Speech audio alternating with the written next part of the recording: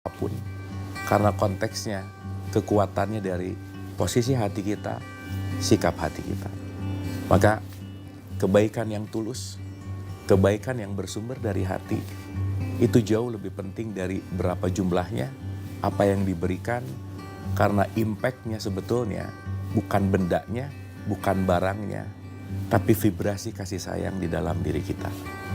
Oleh karena itu, pesan pentingnya adalah apa kita hari ini, menjadi apa kita hari ini tergantung dari apa yang kita pancarkan, tergantung dari apa yang kita tanam. Jadi kalau hari ini kita panen caci maki, berarti kemarin kita memang menanam dan memancarkan caci maki. Ketika kita ingin mendapatkan kebaikan, maka marilah kita selalu memancarkan kebaikan. Selamat selalu menjadi pemancar-pemancar kebaikan.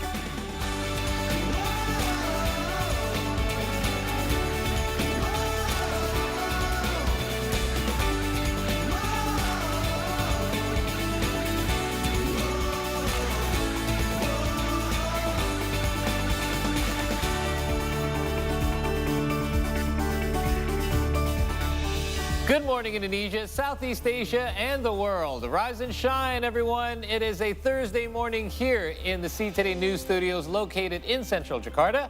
My name is Paul Palelli, greeting you as we always do each and every morning, bright and early at 6 a.m. And for the next 3 hours from now till 9 a.m., we will be sharing with you all of the latest news and updates that's been happening here in Indonesia and beyond. We've got your daily sports, entertainment, and business roundup on the usual, as well as a couple of discussions which we will discuss momentarily. Who am I going to discuss it with? Well, my two co-hosts, of course. And the word for today is back to back, because I've got Marissa and Karina back on the desk. That is again. right. Good morning, ladies. In a row, guys. Good morning. Good morning. Good morning. Back to back, and I got your back. There Yeah, you like go. Thank you so much for having us grace your screen this morning. We're always happy to be here as you're getting ready to start your day. We have headlines, of course, from all over the world early this year because some parts of Europe are facing cold, cold winter, causing travel disruptions here and there. We also have updates from the Emmys, Coachella, and who makes the Forbes Asia list this year. And also in our discussion today, we are going to highlight how to have better breakfast, because apparently poor breakfasts have negative effects throughout your day and on your overall health. All that and more within the next few hours. I'm Marissa Anita. Marissa, they say breakfast is the most important meal of the day. Yeah. So that's why I think this one's going to be really interesting. Thanks a lot. Marissa's always got a good breakfast going. Exactly. I'm the one that needs to listen to this talk show. Good morning, everyone. I'm your host, Karina Bastrewa, and I'd like to greet our viewers as well that are now able to tune in from Foxtel's Flash Australia, Macau Cable TV Channel 84, Vision Philippines Channel 58, Air Cable Philippines, and Singtel Singapore Channel 15, and StarHub Channel 720. All right, we've got a jam-packed show, as what Rafi likes to call Friday Junior, which is Thursday. And let us start the show with our headlines. Paul, take it away. Thanks, Karina. Our top story comes from Indonesia, where President Joko Widodo took part in a groundbreaking ceremony for the fourth phase of the Nusantara construction on Wednesday. Yes. And also still in Indonesia, we are going to have our general election, and the 3 presidential and vice presidential candidates are still on their campaign trail and recently paid a visit to the Corruption Eradication Commission, KPK, in Jakarta. From sports, 7 match fixing and graft suspects in the Indonesian Liga 2 competition have been handed to the Sleman State Court in Yogyakarta. And later on in our other discussion of the day, we will introduce you to singer Nashwa Zahira and talk all about her latest single, Temu Bahagia. Something we should all do, by the way. Yes, well, this Find is Temu happiness. Bahagia, right? I mean, it's like meeting our audience members from all over the world. It's Temu Bahagia. And spending, more back-to-back mornings with you guys. Hey, I love that. Hey, by the way, we're expecting some rain later today. Yeah. I don't know when. I'm really? I'm a little bit anxious because I took my two-wheeler here Oh, today. no. And, got my raincoat and everything, but... So you're prepared. Yes, but in other parts of the world, rain is also happening as heavy snowfall and freezing rain has covered Germany on Wednesday, causing hundreds of flights and train trips to be canceled. This has also caused vehicles to crash on slippery roads and forced the temporary shutdown of several schools. Yes, meanwhile, more than 500 flights were canceled at Frankfurt Airport, while 250 were canceled in Munich.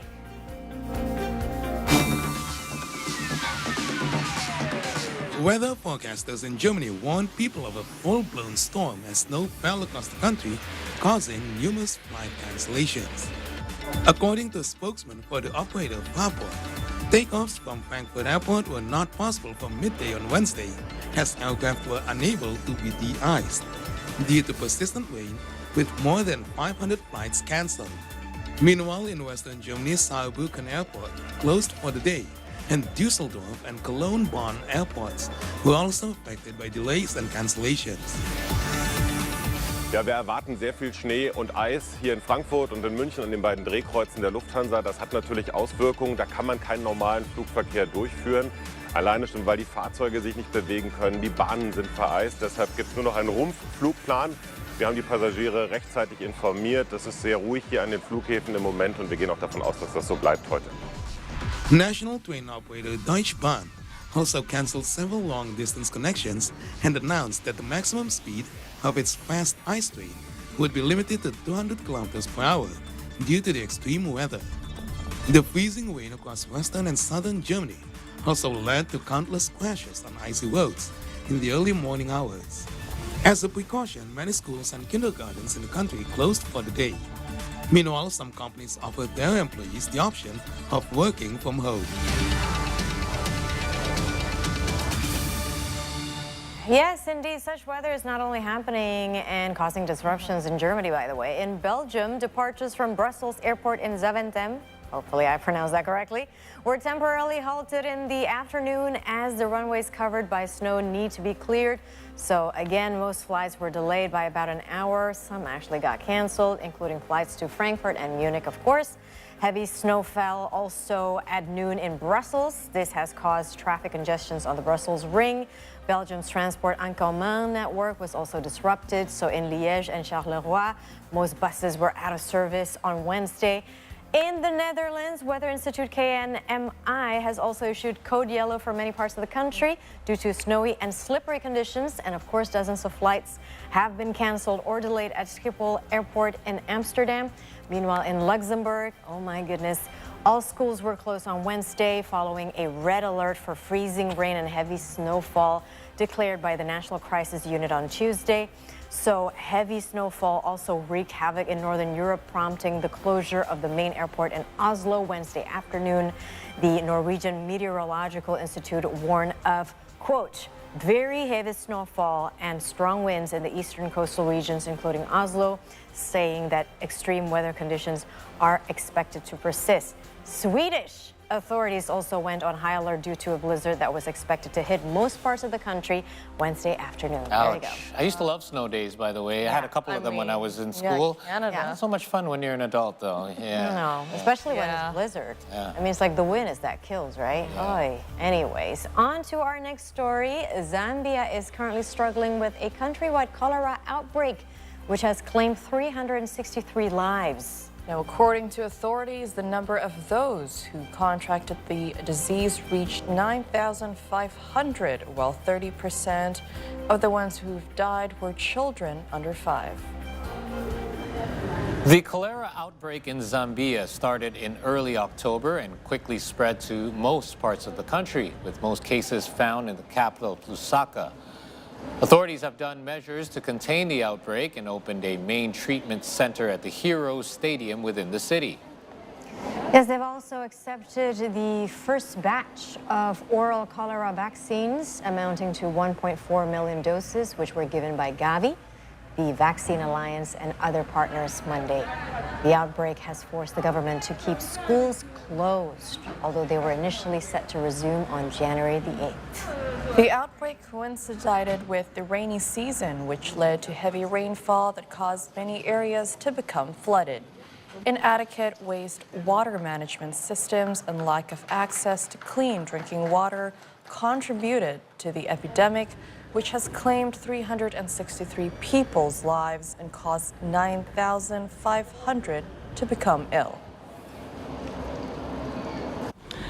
The WHO International Coordinating Group on Vaccine Provision approved over 1.7 million doses of oral cholera vaccines for use in Zambia. About 1.4 million doses have already been received in the country in 4 separate shipments between the 11th and the 14th of January 2024. The remaining balance of over 200,000 will be made available to the country soon. So the Zambian government is embarking on this mass vaccination program. It's also trying to provide clean water, approximately 2.4 million liters per day to communities that are affected across this nation. Now, cholera itself, if you're not familiar, is an acute diarrhea infection that's caused by bacteria. It's typically spread via contaminated food or water. Yes. The disease is also strongly linked to poverty and inadequate access, hence the clean water being distributed. So the outbreak in Zambia, we mentioned, began in October. So far, 412 have died. 10,413 cases have been recorded as of late, according to the latest count from the Zambian Public Health Institute. They're the institute that deals with health emergencies. So the health ministry itself says cholera has been detected in nearly half of the country's districts and 9 out of the 10 provinces. So it's everywhere, basically. And the nation of about 20 million people have been recording more than 400 cases per day. Now, why are schools being closed? Well, the United Nations Children's Fund, UNICEF, called the fatality rate at approximately 4% within the 3-month outbreak. They call this a devastatingly high number. When it's actually treated, cholera typically has a death rate of less than 1%. There's also been cholera outbreaks recently in other southern African nations, including Malawi, Mozambique, and Zimbabwe. More than 200,000 cases and over 3,000 deaths have been recorded in southern Africa in total since the start of last year. Malawi has had the worst cholera outbreak in decades. Last year, the World Health Organization reported approximately 30 countries globally, also including Nigeria, Uganda, and Africa, has suffered several serious outbreaks within the last few years alone. Now, cholera barely affects countries in the more developed parts of the world. It can usually easily be treated, but it also can be easily fatal if not treated. According to Dr. Mazianga Mazeba, the Director of Public Health Policy and Communication at the Public Health Institute, Zambia has had several major cholera outbreaks since the 70s, but this one is the worst for the last 20 years in terms of caseloads itself. So hopefully we get this under control. And speaking of cholera, I still remember back in the 80s and the 90s, Indonesia still spoke of cholera. But then I was just curious, like, how come we don't really hear about cholera anymore in Indonesia? So according to this data by the World Health Organization, between 2010 and 2014, there is no more cholera cases in Indonesia. So, and people link it to like our hygienic habits. But some people ask the question, okay, we don't have cholera, but what about diarrhea? I mean, it's, you know, it's like, is it really true that we don't have cholera anymore? And do we know the difference between diarrhea and cholera, right? So there you go. And, you know, we have this, although there are a lot of, there's still a lot of poverty across the country. There's this habit, no matter where you live, to make sure you clean your water. I mean, even in the most rural parts of Indonesia, people are boiling their water. It's just become a habit everywhere, no matter where you are. So I'm sure that really helps. And I think after COVID, people have been even more careful. That's true. Their hygiene routines. All right, and now coming in from Southeast Asia, at least 15 were killed in an explosion at a fireworks factory in central Thailand on Wednesday. Now, the exact death toll still remains somewhat unclear, but a Samir Kun Supanburi Foundation rescuer said that approximately 15 to 17 lives have been lost. Meanwhile, local media outlets have offered varying numbers of casualties. Yes, an explosion at a firework factory in central Thailand killed at least 15 people on Wednesday when an explosion took place in central Thailand. Although the exact number of casualties have yet to be determined, authorities so far estimate that around 15 to 17 individuals have died. Footage captured in Suphanburi province shows that the factory has been fully leveled with debris strewn across an occupied rice field. The explosion took place just less than a month ahead of the Chinese New Year, later in February, when demand for fireworks are soaring. A similar blast also took place last year in July at a fireworks warehouse in southern Thailand. It killed at least 10 individuals and wounded more than 100. According to the Disaster Prevention and Mitigation Department, the explosion in Narathiwat province took place at a residential area and damaged approximately 100 homes within a radius of approximately 500 meters.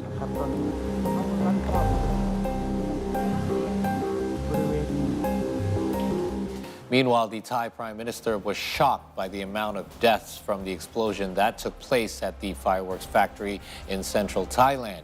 He received the news while he was attending the World Economic Forum in the Swiss resort of Davos.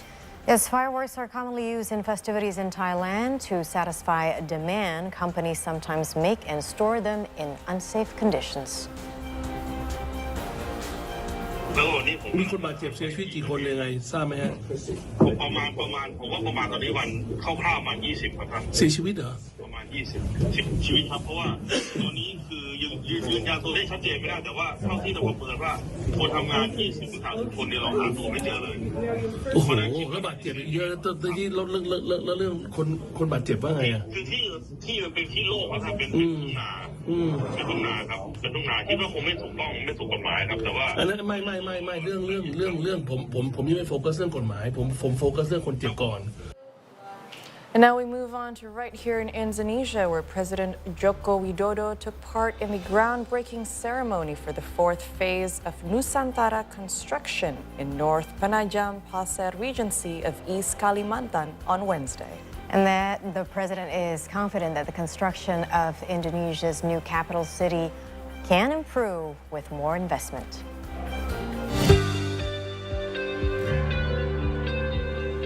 President Joko Widodo visited Indonesia's new capital city Nusantara in North Penajam Pasir Regency, East Kalimantan on Wednesday morning.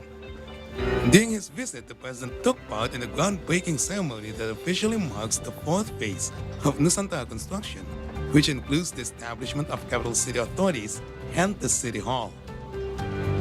The fourth phase involves 8 projects which will be built by 8 government institutions, state-owned enterprises, and private companies. These projects include the Memorial Park at the Deposit Guarantee Institution, the Central Broadcasting Office of the Indonesian National Radio, the Indonesian Post Office, hotels, warehouses, and a state mosque which can hold 60,000 individuals. Jadi hari ini adalah groundbreaking keempat yang merupakan kesinambungan dari groundbreaking sebelumnya. Yang paling penting buat kami di otorita adalah menjaga momentum pembangunan di otorita IKN. Itu yang pertama, dan juga menjaga appetite atau animo pasar ya. Animo pasar diperlihatkan dari interest yang masuk ke kita dan kemudian juga yang terrealisasi menjadi groundbreaking.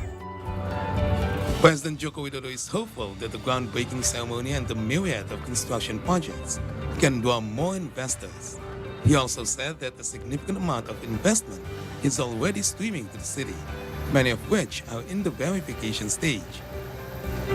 Hari ini 8, bulan depan mungkin antara 8 sampai 10 lagi. Jadi terus setiap bulan ada terus. Karena memang sebetulnya yang antri banyak, hanya kan perlu juga diverifikasi, perlu disaring agar sesuai dengan kebutuhan yang ada di Ibu Kota Nusantara.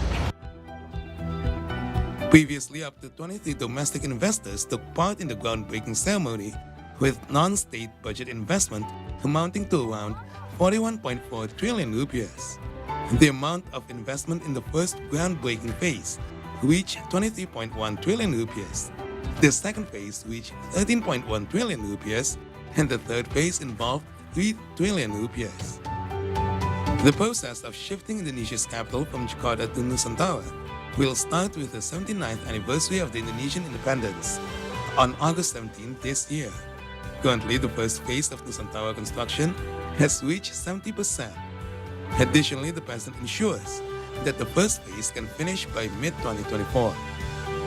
C2D can be reporting from North Penajam Pasir, East Kalimantan.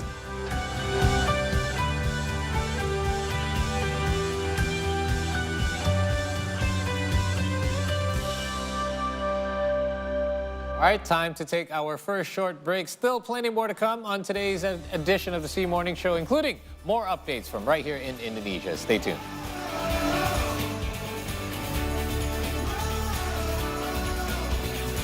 Oh, I love this atmosphere. Woo! Heading to Gili Trawangan. And this special episode, I already prepared myself for an adventure on the island, which in the top of the list to visit. And this is the travel note because life is dope.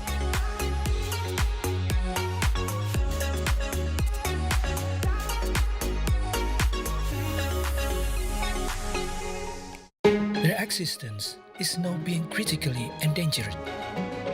Dia memiliki ekor yang sangat panjang, jauh lebih panjang daripada badannya sendiri. Tekniknya dia keluar itu bergelombol, menggunakan punggung temannya untuk naik. Sebenarnya konservasi burung hantu di sini latar belakangnya jelas asas manfaat. Jadi kita pengen melestarikan burung, melestarikan satwa, tapi juga otomatis dampaknya ke masyarakat yang khususnya sekarang kalau di sini kan petani. All right, guys, let's get into our first update for today. Meanwhile, a plume of smoke was seen billowing in the distance from Rafah in the Gaza Strip on Saturday, marking the 11th week of humanitarian crisis in Palestine. Mount Anak Krakatau continues to erupt, spewing volcanic materials up to 300 meters high. Sri Mulyani Indrawati said that Indonesia has minimized taking that to meet the needs of the 2023 state budget until the end of the year. Hey there, buddies! Welcome back to another episode of Buddy Talk. Enggak, dia hostnya, kita co-hostnya. It's better to be overdressed than underdressed. That's actually a good hack, because I used to live in Canada. That was our trick. Point to Manado on the smash. I'm horrible, I told you I'm bad. Dikira dengan banyaknya informasi itu kan jadi makin gampang gitu nulisnya. Iya. Tapi ternyata susah banget.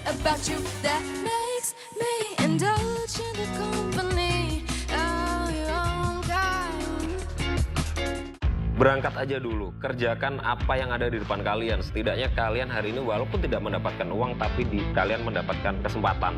Walaupun di awal-awal itu banyak sekali rintangan dan tantangan. Kalian berproses aja dulu, jalan aja dulu. Kalau udah waktunya kalian untuk dapetin uang akan datang nyamperin kalian. Hal yang paling sangat utama untuk mengawali bisnis, ridho dan restu orang tua. Itu hal dan modal paling besar dalam mengawali usaha.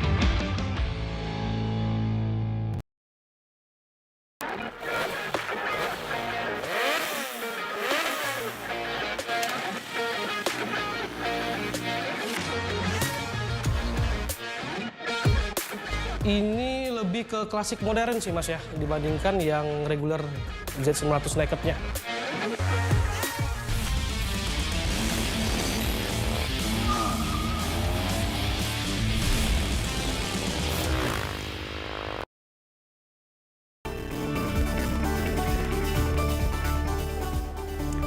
You're back with us on the C Morning Show. Time for some headlines from Indonesia. Indonesian President Joko Widodo officiated the groundbreaking ceremony of the Nusantara Memorial Park in North Penajam Pasir, East Kalimantan, Wednesday.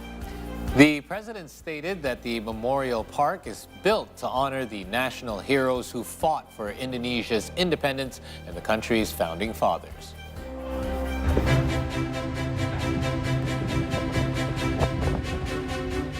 The Indonesian Public Works and Housing Ministry, through the Cipta Karya General Director General, has officially started the construction of the Nusantara Memorial Park.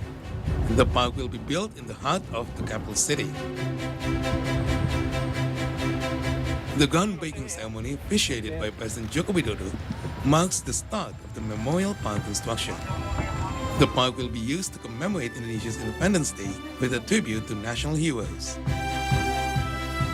Ini sebenarnya kan permintaan dari Bapak Presiden juga ketika kita melaksanakan upacara peringatan 17 Agustus ya, Hari Kemerdekaan, itu tidak hanya upacara, tapi kita juga harus mengenang jasa-jasa pahlawan. Makanya kita memerlukan suatu tempat untuk renungan suci ya, pada sebelum peringatan itu renungan suci yang diletakkan di sumbu kebangsaan ini. Aside from being a location for contemplation of past heroes, the park is also set to honor their contributions in the fight for independence against colonial powers. Negara besar Indonesia ini merdeka karena jasa para pahlawan dan pejuang-pejuang bangsa. Dan untuk mengingat, untuk mengenang jasa para pahlawan kita akan membangun di ibu kota Nusantara ini Memorial Park. The Nusantara Memorial Park is built over 2,034 square meters of land, and its construction will be integrated with the new capital city itself. It is also slated to become one of the city's primary landmarks. The park costs around 361 billion rupiahs and comes with an altar, stairs, supporting infrastructures and landscape.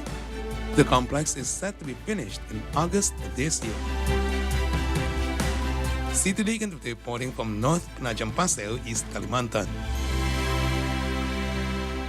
The Batang Rempang-Galang or Baralang traffic unit recently seized dozens of motorcycles with racing exhausts for disturbing public order.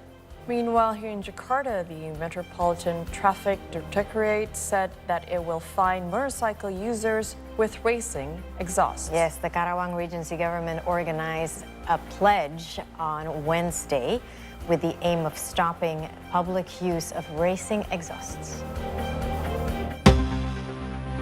Authorities of Batang Rempang-Galang or Baralang traffic unit conducted raids in several locations in Batam for motorcycles using non-standard exhaust, namely racing exhaust. During a week-long operation, authorities seized hundreds of motorcycles and dozens of racing exhausts. Then authorities destroyed the racing exhaust so that motorcycle users would not use them, which disturbs public order. Yaitu operasi cipta kondisi selama 1 minggu.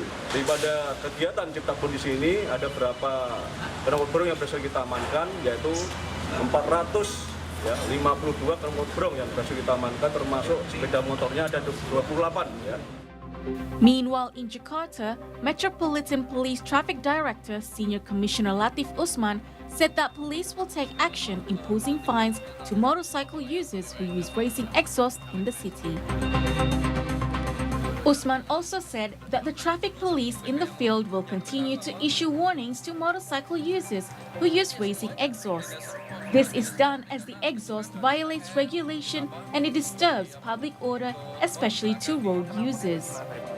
Ya, untuk masalah knalpot tetap akan kita lakukan himbauan kepada masyarakat bahwa itu sangat mengganggu ketertiban masyarakat, terutama kebisingan dan mengganggu ketertiban umum. Dan ini tentunya sesuai dengan undang-undang yang ada, maka akan kita tertibkan, nggak boleh knalpot itu. Berarti nanti artinya akan diberi sanksi jika ditemukan ada? Oh iya, tentunya pasti akan ada sanksi. Sanksinya itu sanksi tilang? Sanksi tilang. Moreover, the Karawang Regency government held an anti-racing exhaust pledge. The event was attended by junior high school students and representatives of motorcycle communities. According to Karawang Region's Apps Shepulo, the pledge aims to eradicate racing exhaust that disturbs public order. The Karawang government already has its own regulation regarding the use of racing exhaust. Those who violate will face a penalty of 3 months in prison or a 50 million rupiah fine. The regional government will work with the police to conduct raids for racing exhausts. See Today contributors reporting from Batam, Jakarta, and West Java. Okay, I would like to ask the only guy in the studio, of course. I mean, what is the goal of having racing exhaust, or what in Indonesia we call it knalpot brong? Do you think, like, do you men think that's attractive? It makes us feel more manly, of course. No, I'm just kidding. No. Okay, guilty as charged. I have a racing exhaust on my scooter. I do. But so there is an actual purpose for these things. It actually increases the horsepower or the acceleration. So it makes it easier for you to, you know, from red lights and things like that. So there's an actual purpose for it. However, a lot of these are being misused. For example, my racing exhaust has a silencer on it.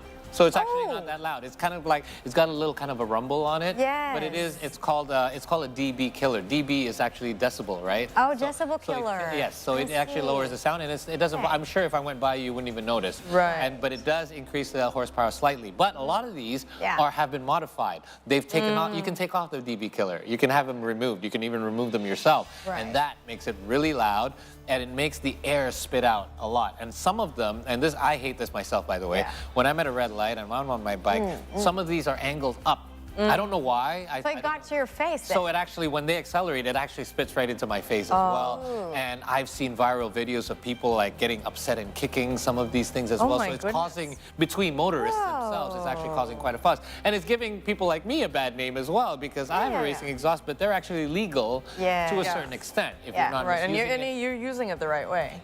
And police actually now have a way to measure the decibels on this. They have a tool. So what they're doing over there at these stations is they're stopping bikes with racing exhaust, and they're putting these dB testers and they're asking you to rev your bike, and if it exceeds what they deem to be excessive, then you'll get a fine, or you'll have to remove it off your motorcycle, as you can see. So again, it's noise pollution, man. I was just gonna say. Cool. Extra and you live in the central part of the city. You can attest to the fact that on weekends, illegal racing is taking place. Now, the racing itself is already illegal, so no surprise they're using illegal exhausts in order to give them that extra edge. Extra push. There you go. All right. Well, I mean, speaking of that, the Pati District Police in Central Java have actually turned 4,031 confiscated motorcycle racing exhausts into a milkfish statue. That's one way to turn it into something positive, which is an iconic symbol of the region. Let's check it out. This milkfish statue, crafted from 4,031 confiscated motorcycle racing exhausts, now stands at the roundabout in Pati Square, Central Java. The Pati District Police spent 4 months gathering thousands of confiscated exhausts. Then they skillfully cut and assembled these pieces to create the sculpture in 10 days. Pati District Police Traffic Unit Chief Commissioner Asfauri explained that the milkfish statue serves as a reminder to the public that using this type of exhaust is prohibited in the region. The ban is in place due to the loud noise, which disturbs public order and has the potential to provoke road users. The choice of milkfish shape for the sculpture is significant, as the milkfish is an iconic symbol of the Pati regions. Knalpot ini kurang lebih sekitar 4.030, 4.031 ya, 4.031. Ini kita dapatkan selama 4 bulan. Selama 4 bulan, di mana kami selalu menggencarkan terkait dengan kegiatan-kegiatan ini. Jadi kegiatan knalpot brong ini memang kita bentuk ya, ada tim satgas khusus. Looking ahead, the Pati District Police have committed to ongoing efforts to eliminate racing exhaust from the region through continued raids. Their goal is to make the area free from disturbance caused by this type of exhaust. See Today contributor reporting from Pati, Central Java. It's a nice statue, guys. That's amazing, right? I mean, that's I mean, props to Pati District Police, because they're definitely going green, right? They're recycling They're and really reusing. recycling. Great idea. That's really Just nice. don't take my exhaust. Not yet. Just make sure you keep using it to good use. That's right. That's right. I will. All right, folks, let us now have a quick look at the updates regarding the upcoming Indonesian general elections on Indonesia Votes 2024.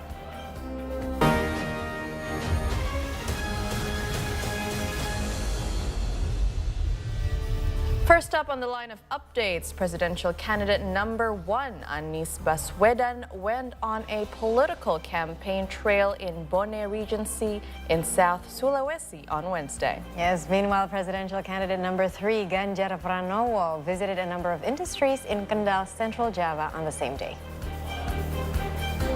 Presidential candidate number 1, Anies Baswedan, launched a campaign in the regencies of Bone and Baru in South Sulawesi on Wednesday. And the night before, he, along with his wife, Ferry Farhati, stayed at the house of the former Vice President Yusuf Kala in Makassar. Now, during his visit, Anies Baswedan was accompanied by former Vice President Yusuf Kala and said he felt the spirit of change among the Bone public. He also mentioned that many residents are hoping for a better life. The presidential candidate added that his visit to Bone is part of his political safari in Sulawesi. Yes, meanwhile, presidential candidate number 3, Ganjar Pranowo, visited the Sari Tembakau Harum Company in Kendal, Central Java, to observe a cigarette-making process. He also took the opportunity to praise the female workers and employees with disabilities for their determination and familial dedication. He also stated that he is amazed with the strong women who have become the backbone for their families, since some of the female workers continue to perform their jobs despite being pregnant. In addition, he emphasized the importance of supporting the industry amid the unstable global economic conditions, with the aim of improving the welfare of the labor force.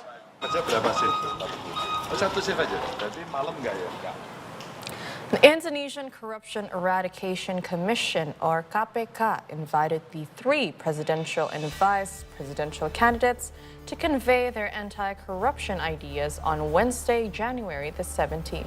Yes, it was done with the goal of bolstering anti-corruption commitment among state administrators. 3 pairs of the presidential and vice presidential candidates visited the Corruption Eradication Commission, or KPK, office in Jakarta on Wednesday, January 17th. In an effort to foster integrity, the candidates engaged in activities geared to build strong character. This is to provide an example when serving their roles and duties and to avoid corrupt behavior.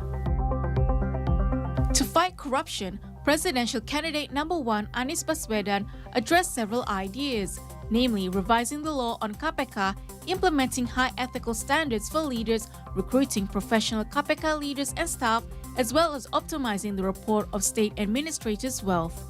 He also tackled on rushing the draft law on asset forfeiture, providing rewards for corrupted seekers, and prioritizing a number of sectors such as tax and excise, natural resource, food, and basic health service.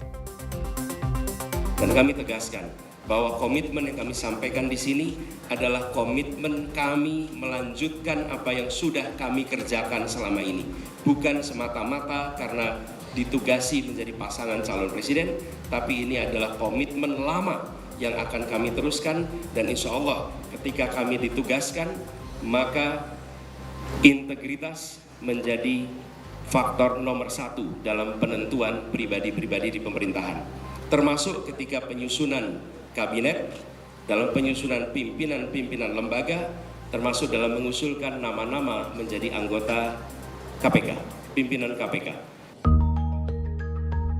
Meanwhile, presidential candidate number 2, Prabowo Subianto, addressed several ways to tackle corruption, namely regulating and ensuring the life quality of all decision makers and political will in setting an example of corruption eradication enforcement.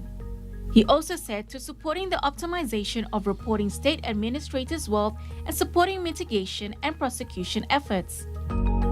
Saya bertekad untuk memimpin upaya pemberantasan korupsi dengan sungguh-sungguh dan dengan total. Saudara-saudara, pendekatan yang sudah dilakukan itu sudah benar. Pendekatan pendidikan, kemudian pencegahan dan penindakan. Itu sudah benar, harus kita tingkatkan.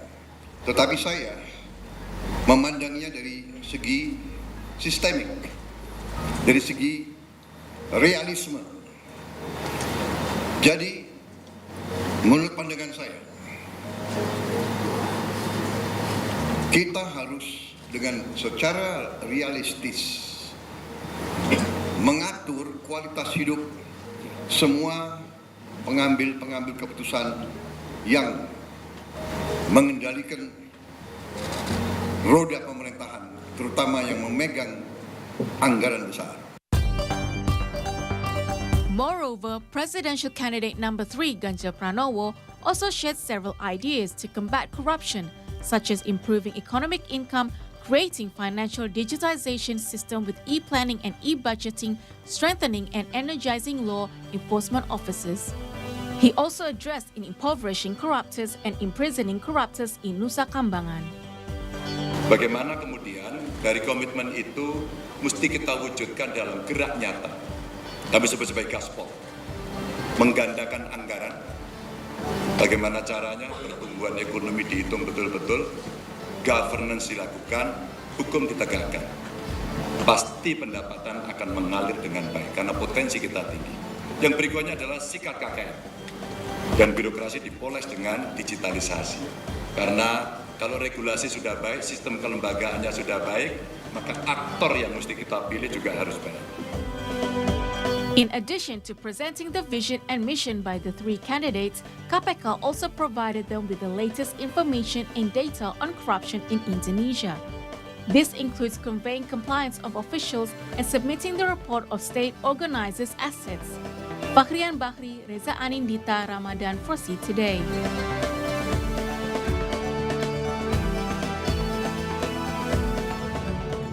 There you go. That's some of the stories from our general election. Yes, we are going to vote on February the 14th. It's very exciting for us Indonesians.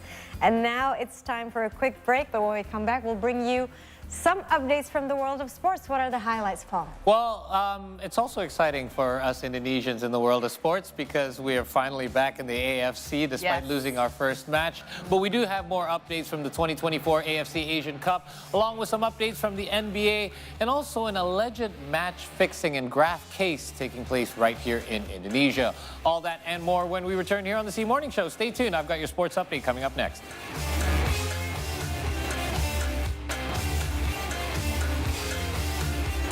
Ke Binjai mau migrasi. Cakep. Anjay, aku depotsi. Ya aku cuma mau bilang hari ini kamu tuh cantik ya. Aduh ya Allah. Oke lah kalau penampilan dia nggak sebaik itu, nggak sebagus itu, nggak seganteng itu, tapi itu hatinya dia sebaik itu dan tidak ada orang yang pernah gue temuin hatinya sebaik Mars. Pemain.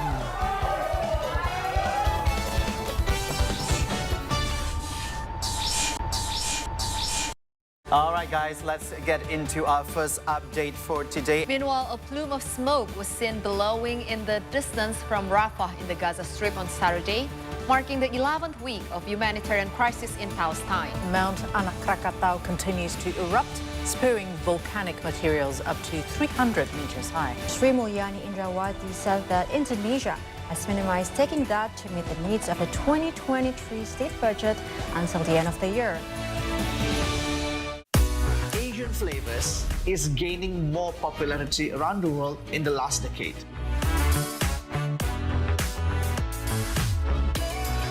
Personally love this, not just because it is familiar for our palate, but because the airiness, the textures of the youtiao, it's completely different than baguette. So with those appetite and with those pleasure-driven people, Menteng is a very special place for restaurant. Welcome back to Spotlight, ladies and gentlemen, where we bring you guys some of the sports that you guys can go play here in Indonesia. Handball karena masih baru, tadi kita harus bisa juga mempopulerkan ini kepada masyarakat sampai ke bawah. We do it from scratch at the time because we don't know ice hockey, how to play, how to develop, how to manage this sport. You don't have to be good with your foot. You can just dribble the ball and just throw it to the full ball. Yeah, that's true. That's true. Their existence is now being critically endangered. Dia memiliki ekor yang sangat panjang, lebih panjang, jauh lebih panjang daripada badannya sendiri. Tekniknya dia keluar dia itu bergelombol, menggunakan punggung temannya untuk naik. Sebenarnya konservasi burung hantu di sini latar belakangnya jelas asas manfaat. Jadi kita pengen melestarikan burung, melestarikan satwa, tapi juga otomatis dampaknya ke masyarakat yang khususnya sekarang kalau di sini kan petani. Awalnya nggak tahu kalau itu kanker tulang. Divonisnya harus amputasi, baru tahu. Gasan, papa kan kakinya 1, Gasan kan kakinya 2, Gasan jalannya biasa. Papa juga punya kaki robot. Maaf Kang Dani, Anda menganggap tetap ini sebagai sebuah kebaikan dari Allah? Jangan sampai disia-siakan kesempatan itu. Saksikan kisah saya, Dr. Gigi Muhammad Nur Ramadhani, di Teman Bicara Maman.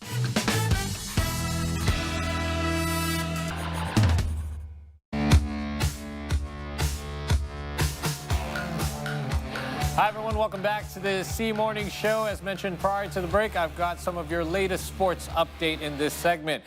The alleged match fixing and graft case in Indonesia's Liga 2 now enters a new chapter as investigators from the Police Cybercrime Directorate has recently brought 7 suspects and various pieces of evidence to the Sleman State Court in Yogyakarta.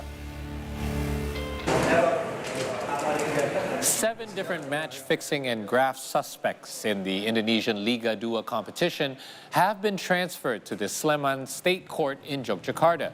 They were handed over after the state prosecutor's office announced that their case files are now complete. Following further investigation, 3 suspects have allegedly offered bribes while 4 others received them. One of the 7 suspects is Vigit Waluyo, a waylaid match-fixing mastermind in the Indonesian football scene. And since the alleged crime took place in Yogyakarta, suspects and evidence were handed over to the Sleman State Court to face trial. They have been charged with violation of Article number 11 of 1980 regarding graft and may face up to 3 to 5 years behind bars. The anti-match-fixing task force is still hunting for another suspect who has been put on the police's wanted list. Penyidikan ini berkaitan dengan dugaan tidak pidana dalam match fixing, yaitu ada yang memberi suap dan yang menerima suap terhadap penyelenggaraan pertandingan sepak bola pada Liga 2. Ada 7 tersangka yang kami sidik. Jadi 3 tersangka sebagai pemberi suap dan 4 tersangka sebagai penerima suap. Ya, tersangka atas nama V dan kawan-kawan. Yang menyuap pasal 2, yang menerima suap pasal 3, Undang-Undang nomor 11 tahun 1980 tentang suap. Adapun nanti untuk DPO tentu dalam proses penyelidikan dan akan kita lakukan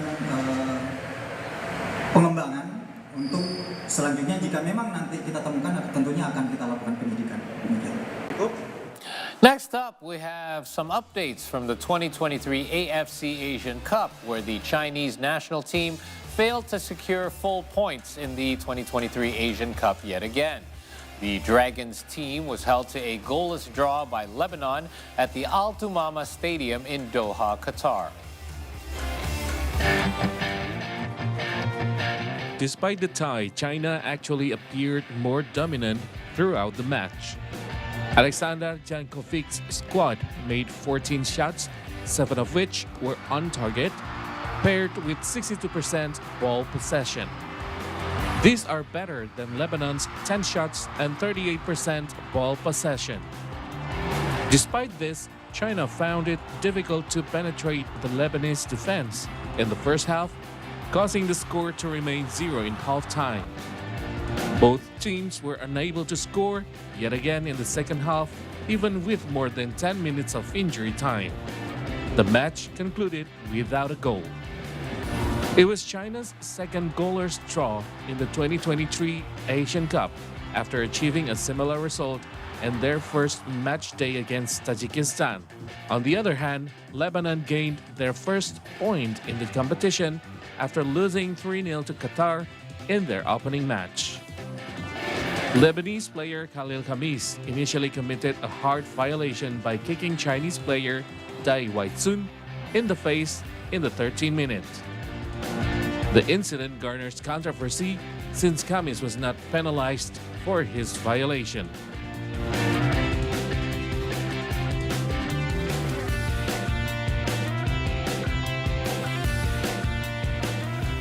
still from the 2023 AFC Asian Cup, where the Palestinian national football team is currently gearing up for an important match against the United Arab Emirates.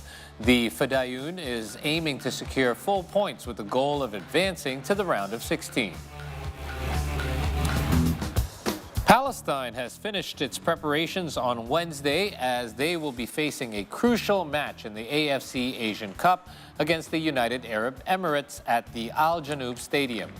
Palestine lost 4-1 to Iran during their opening match and knows that another defeat would hamper their chances of advancing to the round of 16 for the first time in the competition's history. Palestine has yet to win the Asian Cup, drawing twice in 7 matches. Meanwhile, the UAE had beaten Hong Kong, China 3-1 in the opening match of Group C. Moving on to the NBA now, where Nikola Jokic battled Joel Embiid as the two MVPs met as the Philadelphia 76ers defeated the Denver Nuggets 126-121 in the showdown at Wells Fargo Center. Joel Embiid notched 41 points and 10 assists to help the Philadelphia 76ers defeat the Denver Nuggets 126-121 on Tuesday night. On the other end, Jokic held up his end by notching 25 points and 19 rebounds, including 11 offensive boards. Embiid got the better of Jokic once again, buoyed by a three-point play that stretched the Sixers' lead late in the game. He was fouled on the bucket and crotch chopped in celebration towards the fans, something that he may be fined for later on. He also made the free throw, which led to a 118-113 lead. Embiid followed with another three-pointer for an 8-point lead and showed that the Sixers are as good as any team. Jokic won 2 straight NBA MVP awards, but lost out to Joel Embiid last season. Although Jokic averaged 25.5 points and had Denver rolling with one of the best records in the competition, the two-time champ Embiid remains on top of the scoring leaderboard. So this was the highly anticipated matchup everyone was awaiting for in what is becoming the MVP race's annual mid-season check-in. A little less than a year ago, on January 28th of 2023, Embiid engineered a 15-point second-half comeback against Jokic's Nuggets in a win that ultimately saw his MVP odds nearly cut in half from +700 to +360. He wound up winning the award, and just was the case with last season, Jokic is the slight favorite as most books as of this writing. Now, if Embiid wanted to reclaim his place atop the leaderboard, he made quite a statement against Denver in this win. Jokic was spectacular. He posted 25 and 19 in defeat, but Embiid was the one who stole the show. He saved his best work in the fourth quarter. He re-entered the game with about 7.5 minutes remaining in the fourth, and the score was tied at 111 apiece at the time. Jokic and Tyrese Maxey traded buckets to push the score to 113, but Embiid scored 10 straight points for the Sixers from there. Now, his personal 10-0 run gave the Sixers a lead that they would not relinquish. Now, this would be one of the best performances of the year in a normal season, but it was downright pedestrian by the standard Embiid has set this season so far. This marks Embiid's 8th 40th-point game of the season, and it was the first time since November the 17th that he failed to reach the 30-point, 10-rebound mark. And of course, he made up for that with his 10 assists, and even though he was slightly deficient in that single area this season, Embiid has found ways to compensate elsewhere. Now, Jokic and Embiid shared a hug after the game, and Embiid whispered something in Jokic's ear that the camera did not quite catch. However, in the post-game interview, Embiid explained that he told Jokic that he was the best player in the league. The 76ers are scheduled to play the Nuggets again in Denver on Saturday, January the 27th, so Jokic could potentially have a chance to prove Embiid's words. Let's hope that both of them are healthy and present for that matchup. Still from the NBA, where the Los Angeles Clippers are preparing for their new arena, and this will take place in California with the aim of hosting the 2026 All-Star Game. The Inuit Arena, the new arena of the Los Angeles Clippers, will be hosting the 2026 NBA All-Star Game and is expected to open in time for the 2024-25 season. Commissioner Adam Silver spent an hour touring the building earlier on in the day. The The Clippers plan to move in by June of this year and open the arena by August. The privately financed venue will house all of the basketball club's business operations, and with the aim of landing several major events as well. The first high-profile event slated to take part in the arena is the 75th All-Star Weekend. It will return to Southern California for the first time since 2018, when it took place in downtown Los Angeles in what used to be the Staples Center Arena. This will mark the 7th All-Star game in the area, with the two being held at the Forum in Inglewood. The All-Star Weekend is slated for February the 13th, 2026, with Rising Stars game and for top rookies and second-year players set to take place at the Inuit Dome.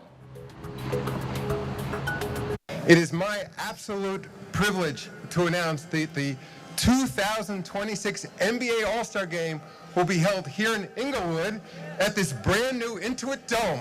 Congratulations, everyone. I know Steve has been calling this building basketball heaven. That's what we used to call All-Star, so I got to come up with a new name now. So it's basketball heaven is coming to basketball heaven, I think, so far, but I'll work on that. It is such an honor for us to be able to host an All-Star game. I can't even tell you, I was giddy when I heard it was possible, and even giddier when the league told us that we'd have the All-Star game here. That the league gave us a year to get our act together so that we can be not just perfect, but perfect when the All-Star game comes here. We want this to be the penultimate basketball experience on the planet. As good as it gets, the pinnacle, the peak. Now, of course, some years somebody will bypass us, but man, we have put everything into getting ahead of that in this building. So this $2 billion privately financed Inuit Dome in Inglewood is a labor of love for former Microsoft CEO and current Clippers owner Steve Ballmer. So what can we expect when we visit Intuit Dome for the first time? The 17,700-seat arena will feature seats that are closer to the action than ever before. For example, seats in the upper bowl are 45 feet closer at Intuit Dome than at the team's current home in downtown Los Angeles. And speaking of seats, the new arena boasts the most spacious seats in the NBA, with the most legroom and more space between the person next to you. Some sections come with seats that have climate control options, and all the seats are implanted with chips that provide data that could be used to improve the overall experience. Now, the arena itself also has 3 times as many toilets and urinals compared to other NBA arenas, meaning less time waiting in lines to do your business and get back to your seats cheering for your team. And to build on and maximize their new home court advantage, the team is drawing on some inspiration from overseas, as well as the amateur ranks. Taking a page from European soccer and collegiate sports, the Clippers will have a dedicated supporter section aptly named The Wall. The Wall is comprised of 51 uninterrupted rows of seats filled with 4,500 fans stacked high and close to the action. Tickets for the section are limited to Clippers fans only, and fans in that section are encouraged to be loud and proud for the Clippers and only the Clippers. They cannot cheer or sport gear for the opposing team, and tickets can only be sold on the team's official resale market. An exact date has not yet been set for when Intuit Dome will see its first home game, but season tickets are already on sale for the team's inaugural season in its new home. The 2024-25 season will tip off sometime in fall of 2024. And that's all the sports that we have for this hour. We will have more sports for you before the end of the program. In the meantime, the C Morning Show will take another short break as we get set to head into our second hour of the program. We have some entertainment news coming up next with Marissa and Karina. Stay tuned.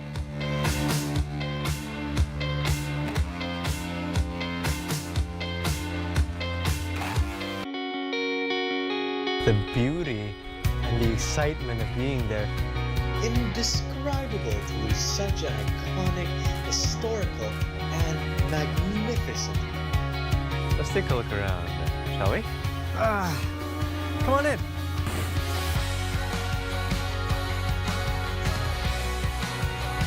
We found them.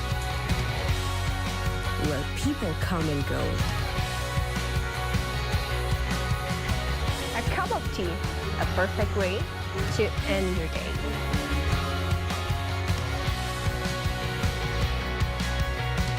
Come see the beauty! only on See Indonesia. All right, guys, let's get into our first update for today. Meanwhile, a plume of smoke was seen billowing in the distance from Rafah in the Gaza Strip on Saturday, marking the 11th week of humanitarian crisis in Palestine. Mount Anak Krakatau continues to erupt, spewing volcanic materials up to 300 meters high. Sri Mulyani Indrawati said that Indonesia has minimized taking debt to meet the needs of the 2023 state budget until the end of the year. Buddies, welcome back to another episode of Buddy Talk. Dia hostnya, kita co-hostnya. It's better to be overdressed than underdressed. That's actually a good hack, because I used to live in Canada. That was our trick. Point to Manado on the smash. I'm horrible. I told you I'm bad. Dikira dengan banyaknya informasi itu kan jadi makin gampang gitu nulisnya. Iya. Tapi ternyata susah banget.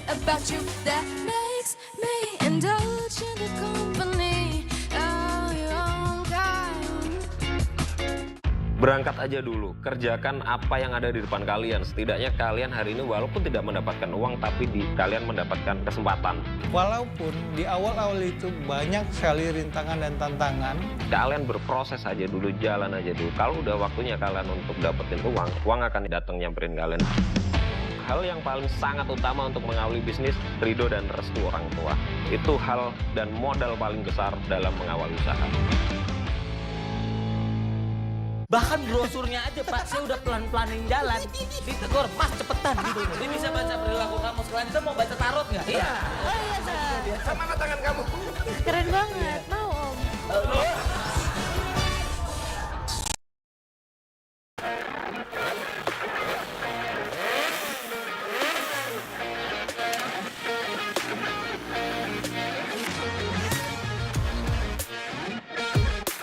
Ini lebih ke klasik modern sih Mas ya, dibandingkan yang regular Z900 nakednya.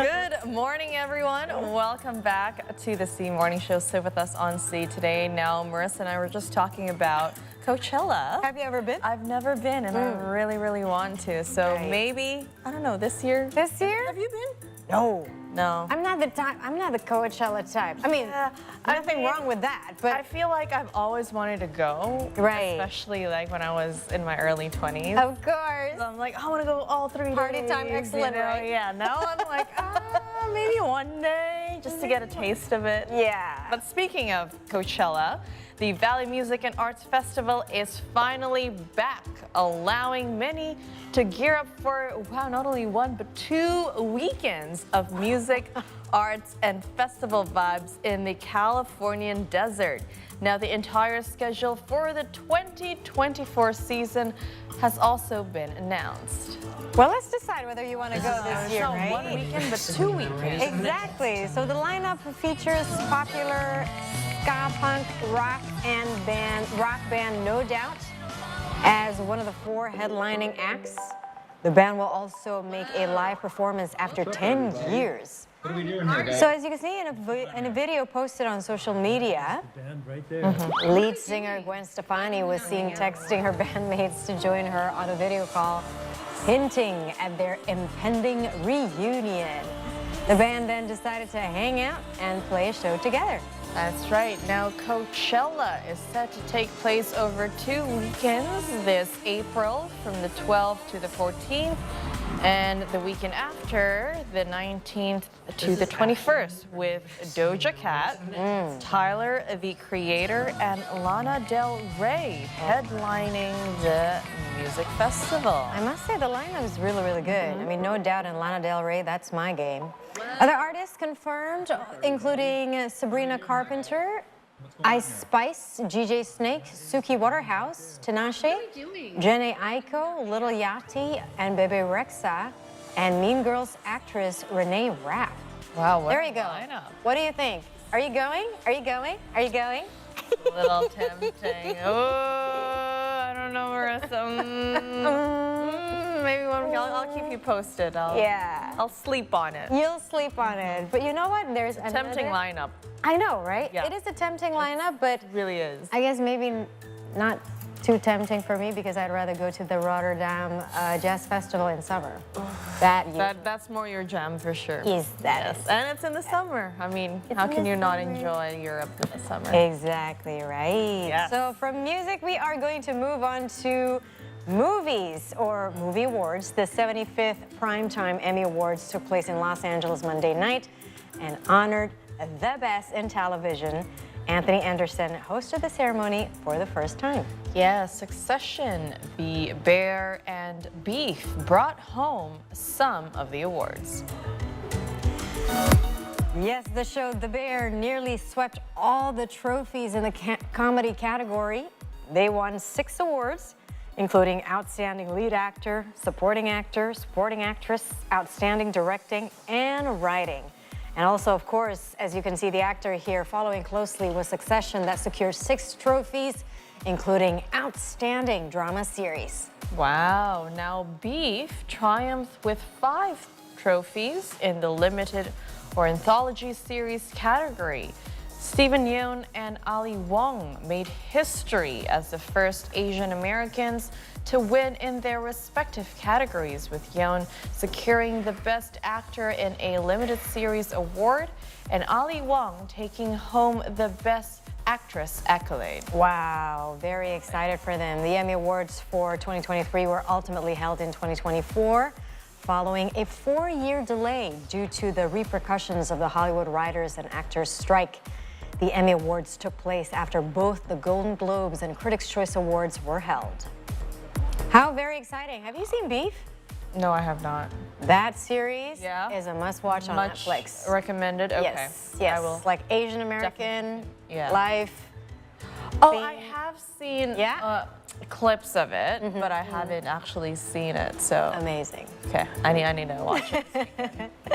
All right, moving on. Still talking about movies and actresses, but right here in Indonesia, Indonesian senior actress Christine Hakim has made it onto the list of 50 over 50 Forbes Asia 2024. Now, people on this list are said to be influential in either entertainment, fashion, business, and or medicine. And interestingly, all at the age of 53. So it's for 53, 50 over 53. Yes, Forbes. 50 over 53. Forbes said that several movies such as Eat, Pray, Love, and then Perempuan Tanah Jahanam or Imperigor, and the last U.S. series have elevated Christine Hakim to the global stage. She was also back like decades ago or years ago. She was also a judge or one of the judges in the Cannes Film Festival along with Sharon Stone, if I'm not mistaken. She was also an ambassador for the Festival Film Indonesia in 2023. Christine Hakim also was a UNESCO ambassador from 2008 and 2020. And she's a very prolific actress, and she's definitely one of the idols for us, the younger generations, especially for a female actress, because she has been acting for decades, and her quality just never fades. Classic. There you go. Yeah. There you go. Amazing. Anyways, congratulations one more time, Christine, for making the list. We are up for our first short break, but we'll have See Today Business with Karina Basrawan. With me! Only on the C Morning Show.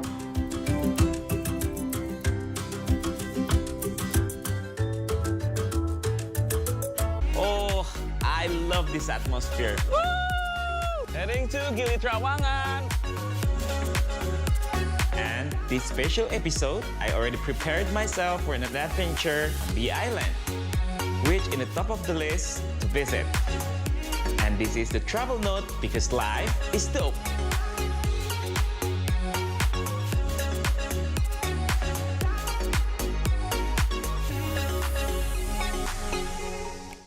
Their existence is now being critically endangered. Dia memiliki ekor yang sangat panjang, jauh lebih panjang daripada badannya sendiri. Tekniknya dia keluar itu bergelombol, menggunakan punggung temannya untuk naik. sebenarnya konservasi burung hantu di sini latar belakangnya jelas asas manfaat. Jadi kita pengen melestarikan burung, melestarikan satwa, tapi juga otomatis dampaknya ke masyarakat yang khususnya sekarang kalau di sini kan petani.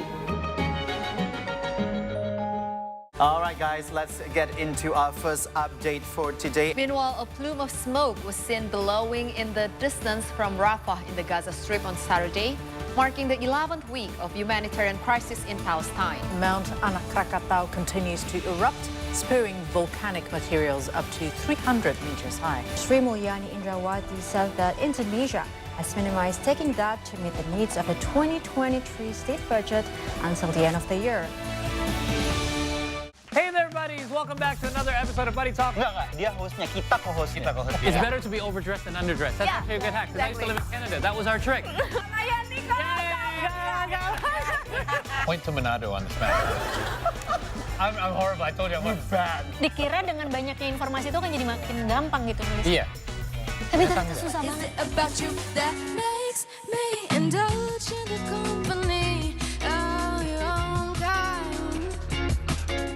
Berangkat aja dulu, kerjakan apa yang ada di depan kalian. Setidaknya kalian hari ini walaupun tidak mendapatkan uang, tapi kalian mendapatkan kesempatan. Walaupun di awal-awal itu banyak sekali rintangan dan tantangan. Kalian berproses aja dulu, jalan aja dulu. Kalau udah waktunya kalian untuk dapetin uang akan datang nyamperin kalian. Hal yang paling sangat utama untuk mengawali bisnis, ridho dan restu orang tua. Itu hal dan modal paling besar dalam mengawali usaha. Awalnya nggak tahu kalau itu kanker tulang. Divonisnya harus amputasi, baru tahu. Gasan, papa kan kakinya 1, Gasan kan kakinya 2, Gasan jalannya biasa. Papa juga punya kaki robot. Maaf Kang Dani, Anda menganggap tetap ini sebagai sebuah kebaikan dari Allah? Jangan sampai disia-siakan kesempatan itu. Saksikan kisah saya, Dr. Gigi Muhammad Nur Ramadhani, di Teman Bicara Maman.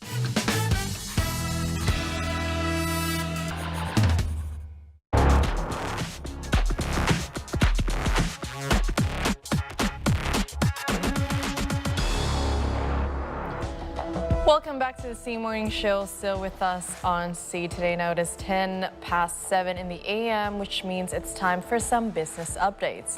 We kick things off with some news from right here in Indonesia, where slower world economic growth with easing financial market uncertainty has given the global economy that is forecasted to grow by 3% in 2023 to then slow down to 2.8% in 2024.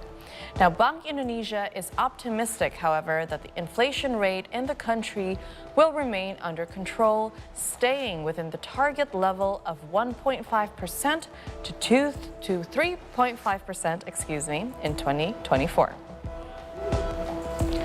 Back in December 2023, the year-on-year consumer price index inflation rate dropped to 2.61%. A significant decrease from the previous year's 5.51%, placing it within the range of 3% plus or minus 1%. This decline in inflation was influenced by the maintenance of various inflation components as a tangible result of the consistency of Bank Indonesia's pro-stability monetary policy and the close synergy of Bank Indonesia's policies with the central and regional governments. Bank Indonesia recorded core inflation of 1.80% in 2023. This is influenced by low imported inflation expectations anchored in the target and large economic capacity and domestic demand response. Inflasi kelompok administered prices tercatat sebesar 1,72% year on year, sejalan dengan minimalnya kebijakan penyesuaian harga komoditas yang diatur oleh pemerintah. Kedepan, Bank Indonesia terus memperkuat kebijakan moneter yang pro-stability dan mempererat sinergi kebijakan dengan pemerintah untuk memastikan inflasi 2024 tetap rendah dan berada dalam kisaran 2,5 plus minus 1%. Bank Indonesia terus memperkuat respon kebijakan moneter dan inovasi untuk meningkatkan efektivitasnya dalam memastikan terkendalinya inflasi dan tetap stabilnya nilai tukar rupiah. During the Board of Governors meeting on January 16th and 17th, Bank Indonesia decided to maintain the BI rate at 6%, the deposit facility rate at 5.25%, and the lending facility rate at 6.75%. Consequently, BI has kept its benchmark interest rates unchanged since the last increase back in October 2023.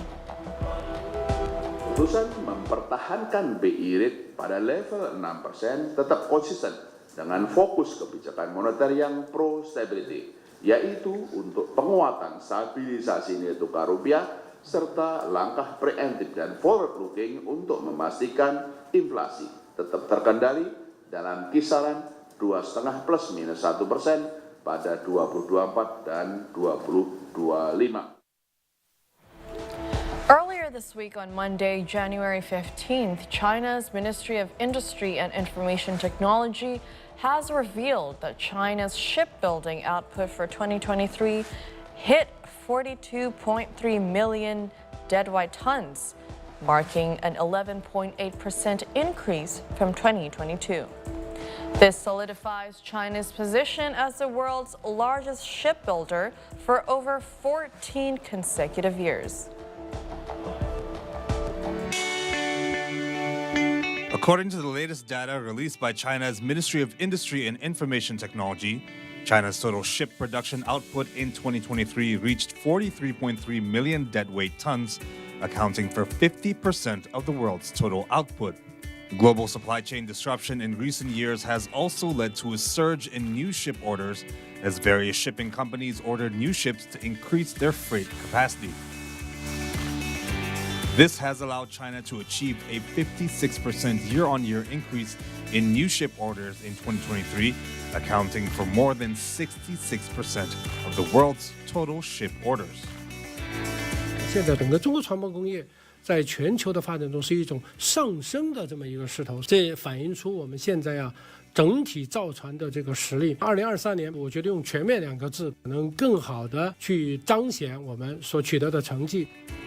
In recent years, China's shipbuilding industry has become one of the world's most productive and advanced shipyards. Secretary General of the China Association of the National Shipbuilding Industry, Li Yanqing, said that China's shipyards today can produce all major types of ships. In November 2023, China commissioned its first domestically built cruise ship, the Andorra Magic City. The cruise ship is operated by Andorra Cruises Limited and was built by China's State Shipbuilding Corporation, Shanghai Waigaoxiao Shipbuilding Company Limited. With a gross tonnage of 135,000 tons and able to accommodate more than 5,000 passengers, the ship marks China's capability in the 3 pearls of the shipbuilding industry, namely natural gas carriers, aircraft carriers, and large cruise liners. In 2023, China also delivered one of the world's largest container ships, the OOCL Spain, which is delivered in early March 2023. With a total length of 399 meters, the ship can carry over 24,000 20-foot container boxes, making it one of the largest container ships in the world. Earlier this year, China has also delivered another ship in the same class, the OOCL Valencia. 我们是用一个大的、完整的、强势的一个产业链，在吸引全球相关者来关注中国造船。这个呢，可能在全球其他国家都找不到，这是我们非常独特的一个优势。不仅仅是造船本身，是整个产业链的进步。 In recent years, China's shipbuilding yards have been able to produce ships with speed and quality. Previously, it took shipbuilders 1 year to produce a large crude oil tanker. Today, China only needs 6 months. This ability has also enabled China to modernize its navy at an unprecedented scale, becoming the world's largest navy. Next up on the list of updates, artificial intelligence, or AI, is among the many hot topics on focus at this year's World Economic Forum. Despite the many concerns and risks surrounding AI, Microsoft's CEO Satya Nadella told a World Economic Forum session that he was hopeful and optimistic about the future of AI. Speaking at the WEF in Davos, Switzerland, the Microsoft chief said that he was optimistic about what AI could do for economic growth. Nadella said that new technologies such as AI can drive growth through new innovations. This is similar to how advancements in microchips and computers help boost growth. The Microsoft CEO's comments come amid discussions regarding risks of AI, especially on how it could pose a risk to jobs. The managing director of the IMF, Kristina Georgieva, recently said that AI could threaten 40% of jobs around the world. On the other hand, Nadella says he is optimistic about how AI can instead accelerate science, innovation, which will boost economic growth, and that regulation over AI is indeed possible. There is no economic growth in the world, I would say. And that's a pretty disappointing state. In fact, the developed world may have negative economic growth. And so in a world like that, we may need a new input. And so that's why I'm very optimistic about AI being that general purpose technology that drives economic growth. The breakthrough here is, in fact, the 70 years we've been striving to find the most natural user interface so that computers understand us, not us understanding computers. Yeah. So I don't think it's about politicians. It's about really it's about more about the technology needs to be simple enough, straightforward enough. It may be very high tech inside, but it should be governable. And the principles of governance should be clear. And I'm very optimistic that that'll happen.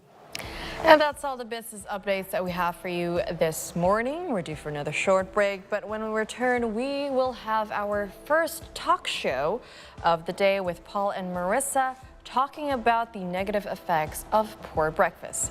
One that you do not want to miss. Stay here with us on the C Morning Show, only on C Today.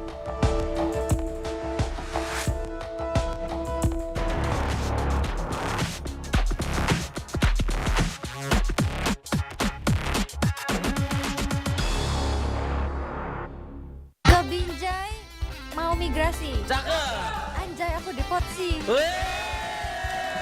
Ya aku cuma mau bilang hari ini kamu tuh cantik loh. Aduh ya Allah.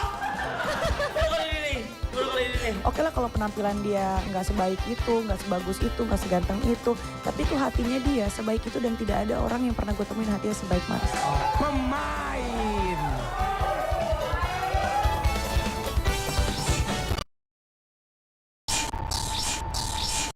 All right, guys, let's get into our first update for today. Meanwhile, a plume of smoke was seen billowing in the distance from Rafah in the Gaza Strip on Saturday, marking the 11th week of humanitarian crisis in Palestine. Mount Anak Krakatau continues to erupt, spewing volcanic materials up to 300 meters high. Sri Mulyani Indrawati said that Indonesia has minimized taking that to meet the needs of the 2023 state budget until the end of the year.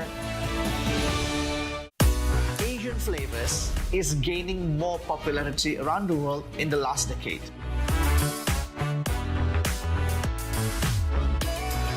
Personally love this, not just because it is familiar for our palate, but because the airiness, the textures of the youtiao, it's completely different when baguette.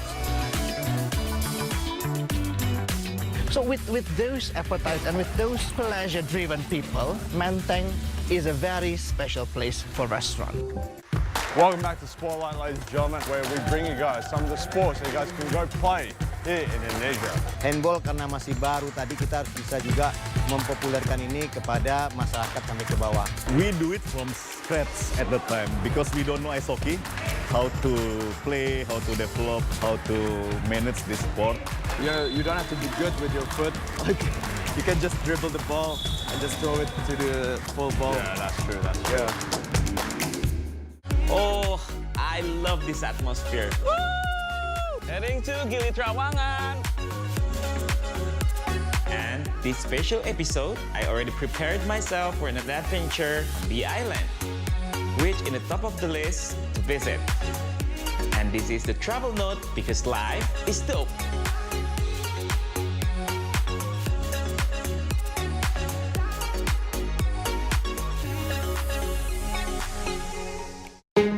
existence is now being critically endangered. Dia memiliki ekor yang sangat panjang, jauh lebih panjang daripada badannya sendiri. Tekniknya dia keluar dia itu bergelombol menggunakan punggung temannya untuk naik. Sebenarnya konservasi burung hantu di sini latar belakangnya jelas asas manfaat. Jadi kita pengen melestarikan burung, melestarikan satwa, tapi juga otomatis dampaknya ke masyarakat yang khususnya sekarang kalau di sini kan petani. Berangkat aja dulu, kerjakan apa yang ada di depan kalian. Setidaknya kalian hari ini walaupun tidak mendapatkan uang, tapi kalian mendapatkan kesempatan. Walaupun di awal-awal itu banyak sekali rintangan dan tantangan. Kalian berproses aja dulu, jalan aja dulu. Kalau udah waktunya kalian untuk dapetin uang akan datang nyamperin kalian. Hal yang paling sangat utama untuk mengawali bisnis, ridho dan restu orang tua. Itu hal dan modal paling besar dalam mengawali usaha. Bahkan brosurnya aja Pak, saya udah pelan-pelanin jalan. Ditegur, Mas cepetan gitu. Dia bisa baca perilaku kamu. Sekalian kita mau baca tarot nggak? Iya. Oh iya, Sa. Sama tangan kamu. Keren banget. Mau, Om. Welcome back to Spotlight, ladies and gentlemen, where we bring you guys some of the sports that you guys can go play here in Indonesia. Handball karena masih baru, tadi kita harus bisa juga mempopulerkan ini kepada masyarakat sampai ke bawah. We do it from scratch at the time because we don't know ice hockey, how to play, how to develop, how to manage this sport. You don't have to be good with your foot. You can just dribble the ball and just throw it to the full ball. Yeah, that's true. That's true. Yeah.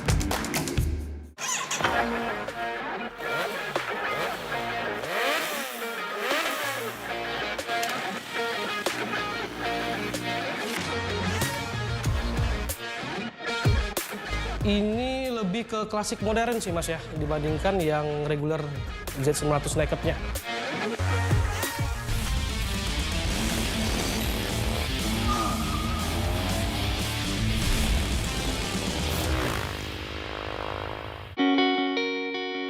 The beauty and the excitement of being there. Indescribable through such an iconic, historical, and magnificent. Let's take a look around, shall we? Come on in.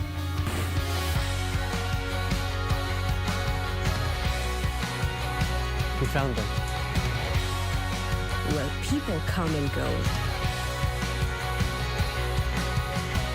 A cup of tea, a perfect way to end your day.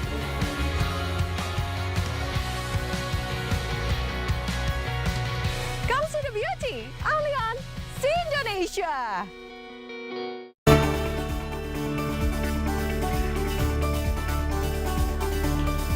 Hi everyone, welcome back to the C Morning Show. We're almost at the halfway point of our program, and we're going to talk about something that I'm sure you've all already experienced today and every day, which is breakfast. So I know that my colleague Marissa here is team breakfast, right?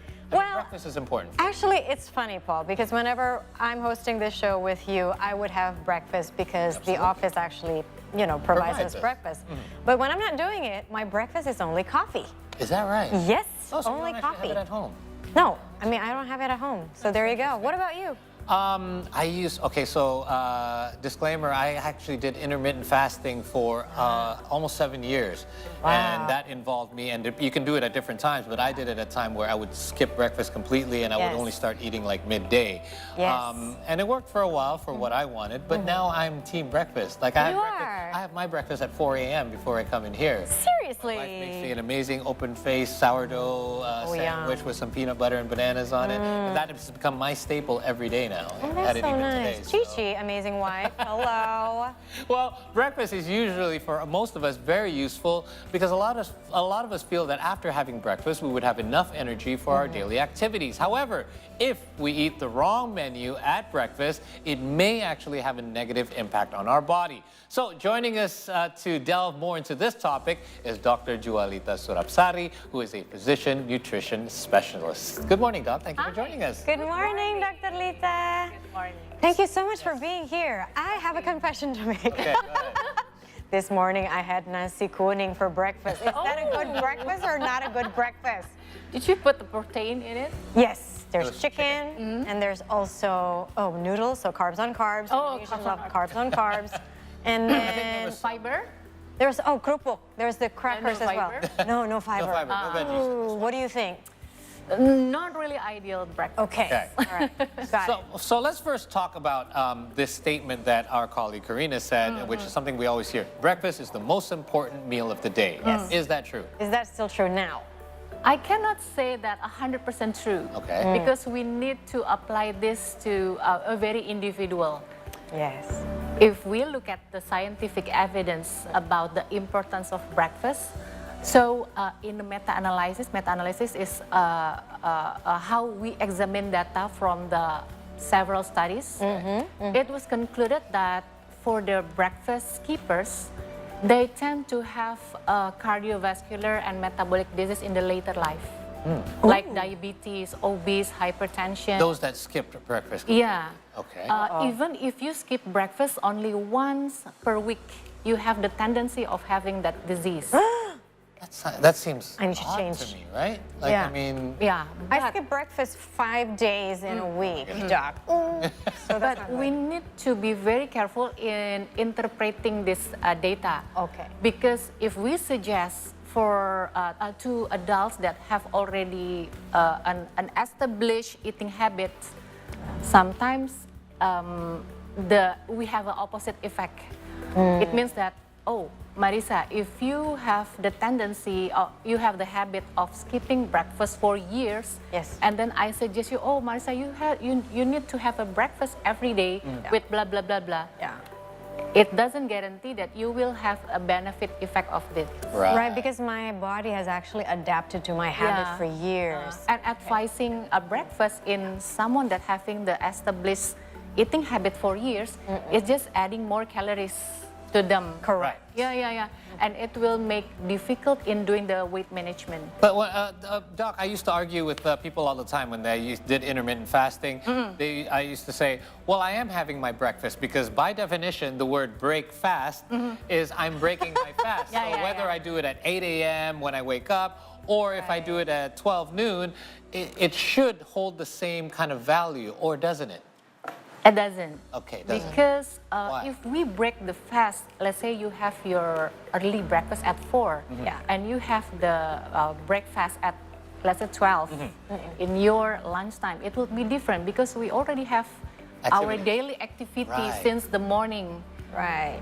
Actually, eating is also a kind of stimulation for our body to jumpstart our metabolism.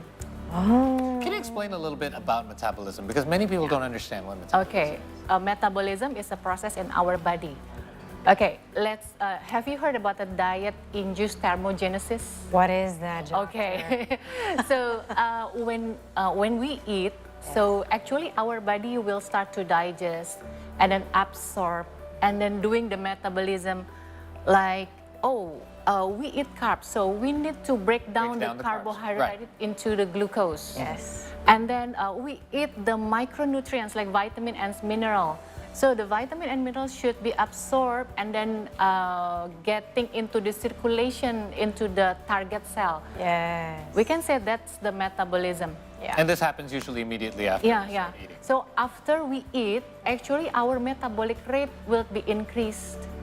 Okay. Which means what? Which means that it will increase our energy expenditure. So let's say we want to maintain our body weight. Yes. So we need to make balance between the energy intake and the energy expenditure. Correct, yeah. And the diet-induced thermogenesis is part of the energy expenditure.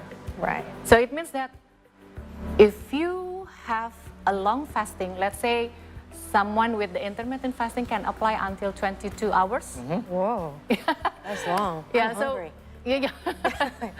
so your body will not get that dietary induced thermogenesis very well. So that's why your metabolism kind of slows down? Yeah. Which is why a lot of Because it has people use to it to lose preserve. weight, right? Yes. Oh, is that it? I get it now. Right.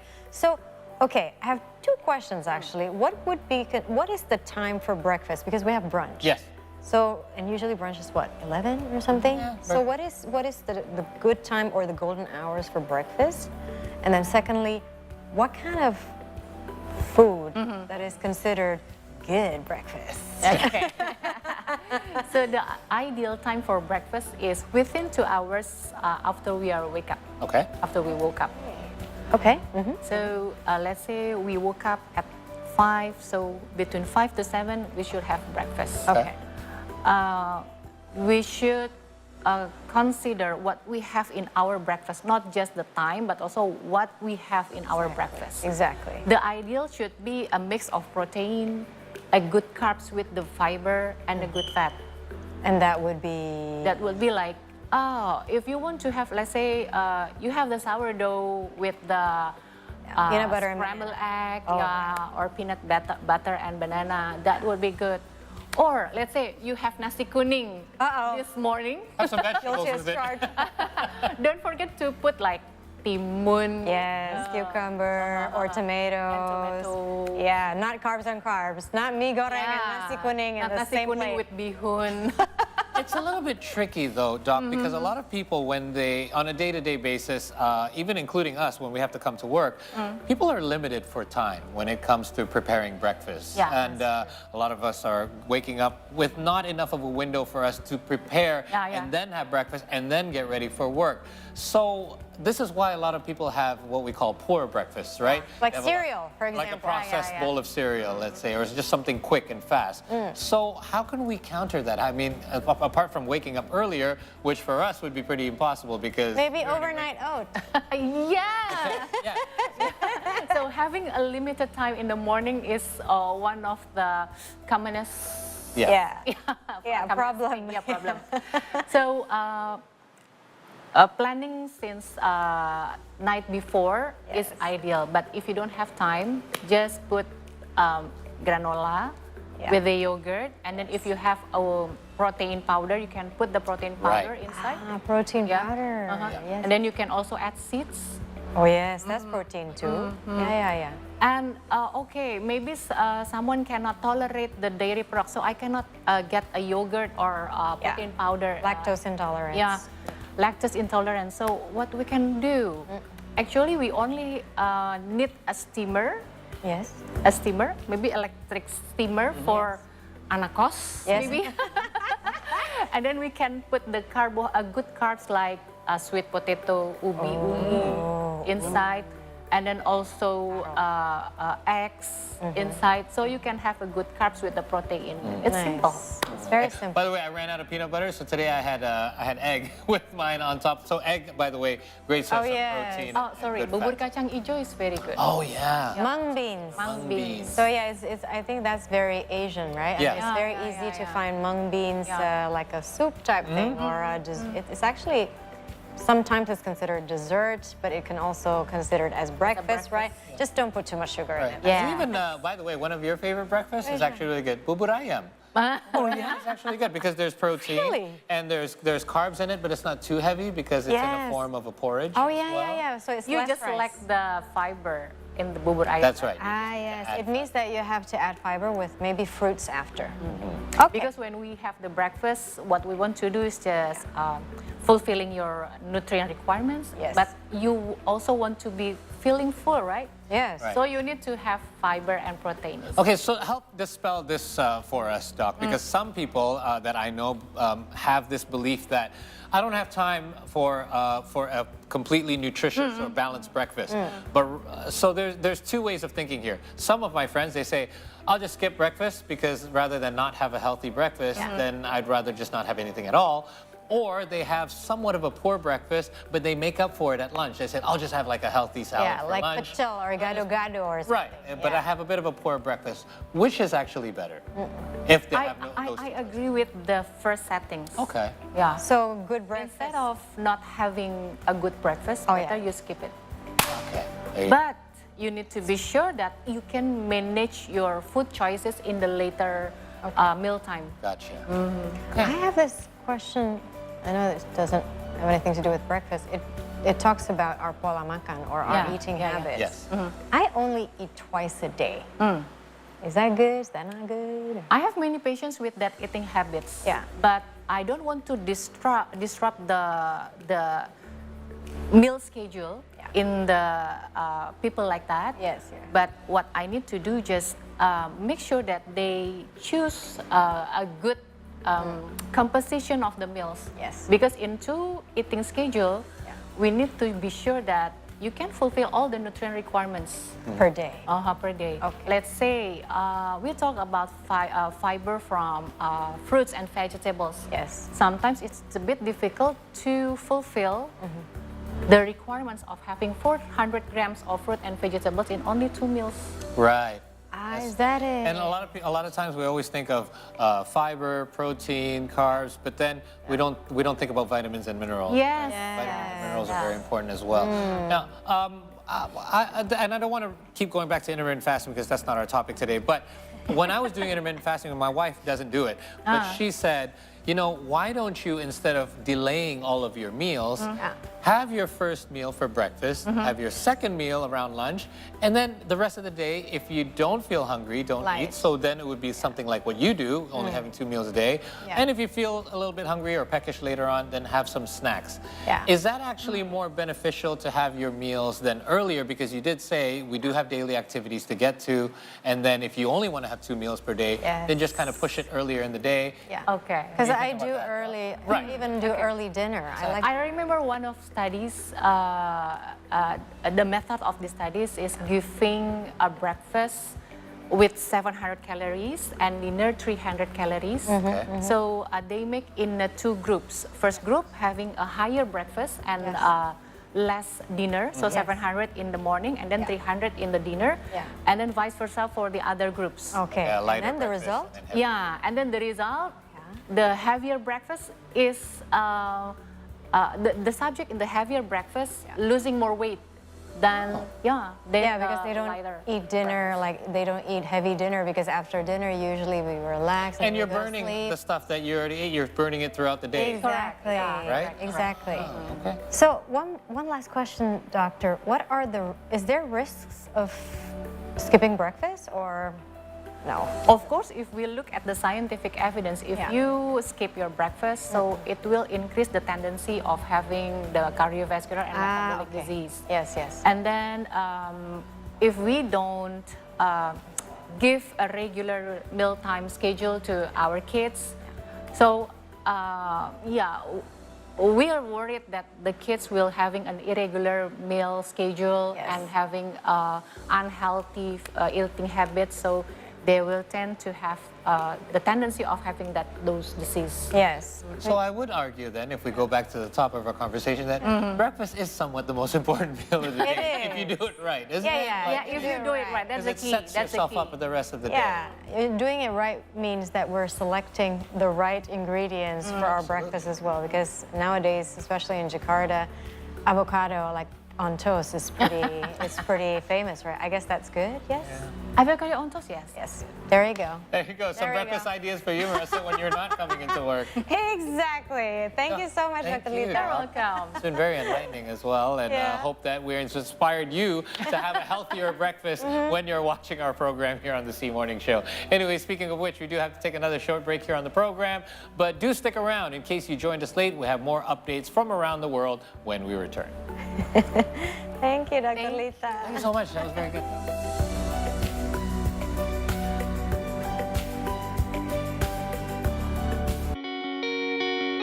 The beauty and the excitement of being there.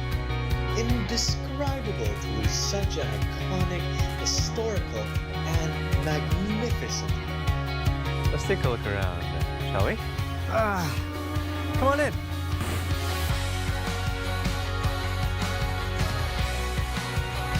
We found them. Where people come and go. A cup of tea, a perfect way to end your day.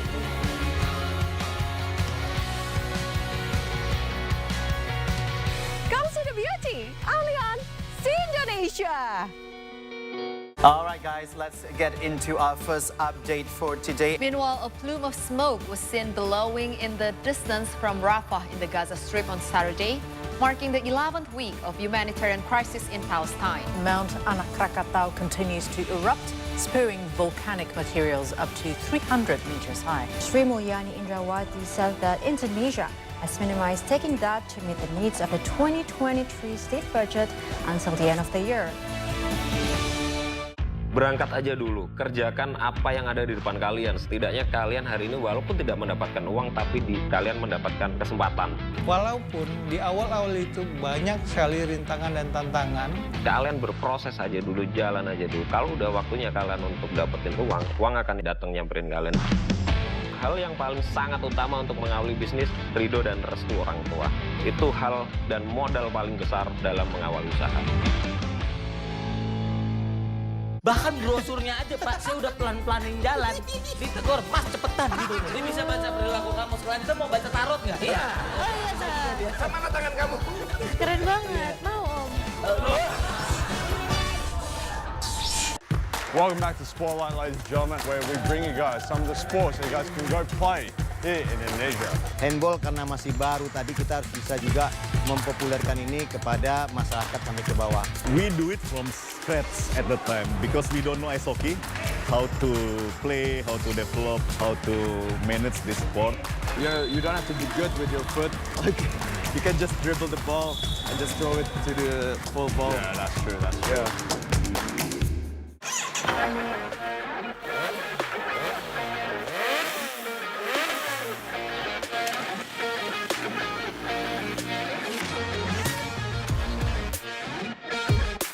Ini lebih ke klasik modern sih Mas ya, dibandingkan yang regular Z900 nakednya.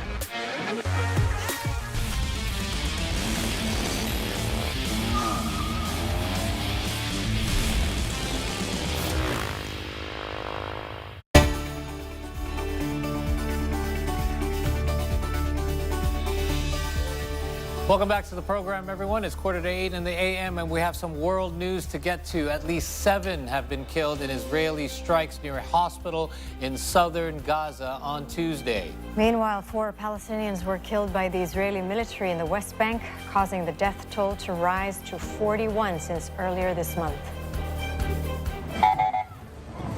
The intensity of Israeli airstrikes still runs constantly. 7 Palestinians were killed during the strike near a hospital in Khan Yunis on Tuesday. The sirens of the ambulances continued non-stop as scores of the injured, including children, were brought into the Nasser hospital complex in the Gaza Strip. Hundreds are also taking shelter in and around the hospital. People huddle for safety in makeshift camps, but the intensity of the airstrikes has people fearing for their lives. نعيش لحظات مرعبة في ظل أجواء القصف المحيطة بنا، ونحن نقطن طبعا كما تعلم خيام لا تحمي لا من شظايا ولا تحمي من أي شيء، والصوت القصف طبعا عنيف، وقبل شوية صار في عندنا قصف كان ملاصق جدا إلنا، فتطيرت بعض الشظايا علينا، فمن الخوف أخذنا النساء وأخذنا الأطفال وطلعناهم على المباني، على إنه المباني هذه تحميهم من الشظايا وتحميهم من الأصوات اللي بيسمعوها. هدي القصف شوي رجعناهم على الخيام، رجع القصف مرة ثانية وبصوت أشد وأروع من الأول. According to the Gaza Health Ministry, the Palestinian death toll rose to 24,285 people since the Israel-Palestine war on October 7. Meanwhile, 4 Palestinians were killed by Israeli occupation forces on Wednesday in the city of Tulkarem in the occupied West Bank. According to the Palestinian Health Ministry, the number of dead among Palestinians in the West Bank has risen to 41 since the start of this year. During the series of airstrikes in the West Bank refugee camp of Balata, the Israel occupation forces claimed to have killed a senior Palestinian militant, Ahmed Abdullah Abu Sahal. Violence has surged in the Israeli-occupied West Bank since the start of the war in Gaza. 360 Palestinians have been killed in the last 3 months. The Palestinian Health Ministry added that the victims were mainly killed during the Israeli arrest raids and violent protests. Meanwhile, the Palestinian Red Crescent has announced in a social media post on Wednesday that the Israeli occupation forces prevented medics from reaching the site of the strike. They also threatened the team with directed gunfire.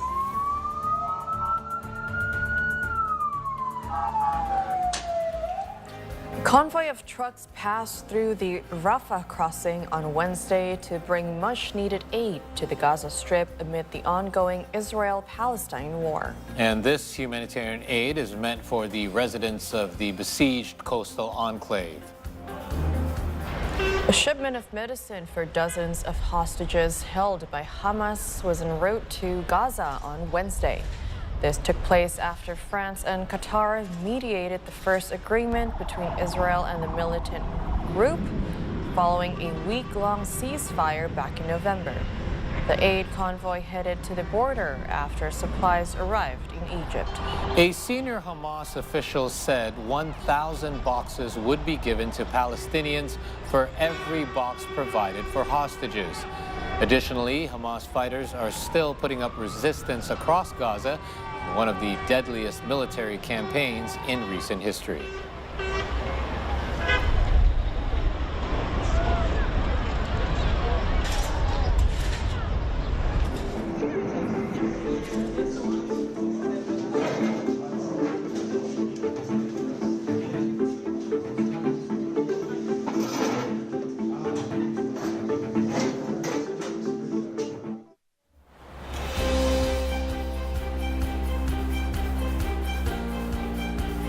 United Nations Senior Coordinator for Humanitarian Affairs and Reconstruction in Gaza arrived in Egypt on Tuesday. She is on a mission to accelerate and expedite assistance to residents in Gaza. United Nations Senior Coordinator for Humanitarian Affairs and Reconstruction in Gaza, Sigrid Kaag, recently made her way to Rafah, roughly 40 kilometers from Al Arish. It was her first visit after assuming office under Security Council Resolution 2720 with the aim of facilitating, coordinating, and monitoring the process of sending humanitarian aid to the Gaza Strip. She held a meeting with the Red Crescent and other humanitarian groups to discuss ways to accelerate aid delivery to Gaza. The Palestine Red Crescent Society has received 25 trucks from their Egyptian counterparts on Tuesday. They brought humanitarian aid, which included food, water, medical supplies, and other relief items. I'm here because of a mandate of the so much needed for civilians in Gaza, given the very acute humanitarian conditions that they have to live with. Former Bangladesh Prime Minister Sheikh Hasina has won the Bangladeshi election for the 5th consecutive time on January 7th after defeating the opposition. Her victory caused protests and a boycott by those who believe that the election was a mere formality. According to the Bangladesh Commission election, Sheikh Hasina secured 75% of the votes, as her supporting party controls 200 of 300 government seats. In contrast, her rival Ghulam Mohammad Gwarder only gained 5% of votes and 11 government seats, which sparked public speculation of fraud. The public speculated that polling results were manipulated since opposition party BNP did not take part in the process. And as such, BNP declared a 48-hour nationwide strike and urged the public to not vote on January 6th, as well as on Election Day. It seemingly worked, as many polling booths were reportedly empty. Calls of boycotts from the opposition and those who felt disenfranchised started to appear after results were released and Sheikh Hasina secured a significant victory. Meanwhile, Sheikh Hasina described her victory as a triumph for Bangladesh, its society, and the ongoing development of democracy.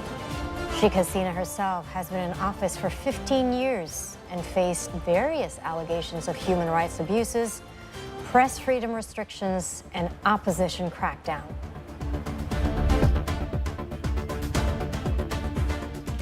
And that's all the news that we have for you from around the world. We are going for another short break, but we will then be back with updates from across Southeast Asia. Stay with us.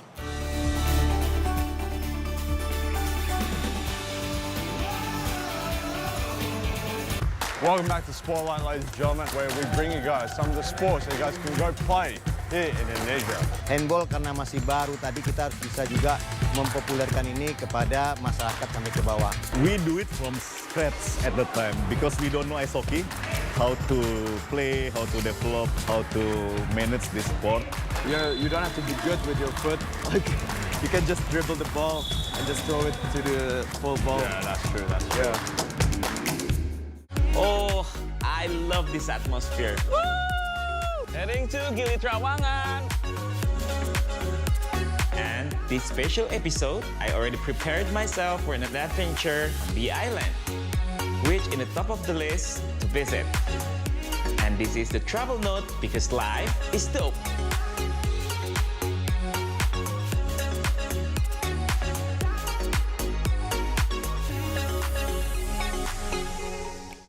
Their existence is now being critically endangered. Dia memiliki ekor yang sangat panjang, jauh lebih panjang daripada badannya sendiri. Tekniknya dia keluar itu bergelombol, menggunakan punggung temannya untuk naik. Sebenarnya konservasi burung hantu di sini latar belakangnya jelas asas manfaat. Jadi kita pengen melestarikan burung, melestarikan satwa, tapi juga otomatis dampaknya ke masyarakat yang khususnya sekarang kalau di sini kan petani. All right, guys, let's get into our first update for today. Meanwhile, a plume of smoke was seen billowing in the distance from Rafah in the Gaza Strip on Saturday, marking the 11th week of humanitarian crisis in Palestine. Mount Anak Krakatau continues to erupt, spewing volcanic materials up to 300 meters high. Sri Mulyani Indrawati said that Indonesia has minimized taking that to meet the needs of the 2023 state budget until the end of the year. Berangkat aja dulu, kerjakan apa yang ada di depan kalian. Setidaknya kalian hari ini walaupun tidak mendapatkan uang, tapi kalian mendapatkan kesempatan. Walaupun di awal-awal itu banyak sekali rintangan dan tantangan. Kalian berproses aja dulu, jalan aja dulu. Kalau udah waktunya kalian untuk dapetin uang akan datang nyamperin kalian. Hal yang paling sangat utama untuk mengawali bisnis, ridho dan restu orang tua. Itu hal dan modal paling besar dalam mengawali usaha. Awalnya nggak tahu kalau itu kanker tulang. Divonisnya harus amputasi, baru tahu. Gasan, papa kan kakinya 1, Gasan kan kakinya 2, Gasan jalannya biasa. Papa juga punya kaki robot. Maaf Kang Dani, Anda menganggap tetap ini sebagai sebuah kebaikan dari Allah? Jangan sampai disia-siakan kesempatan itu. Saksikan kisah saya, Dr. Gigi Muhammad Nur Ramadhani, di Teman Bicara Maman.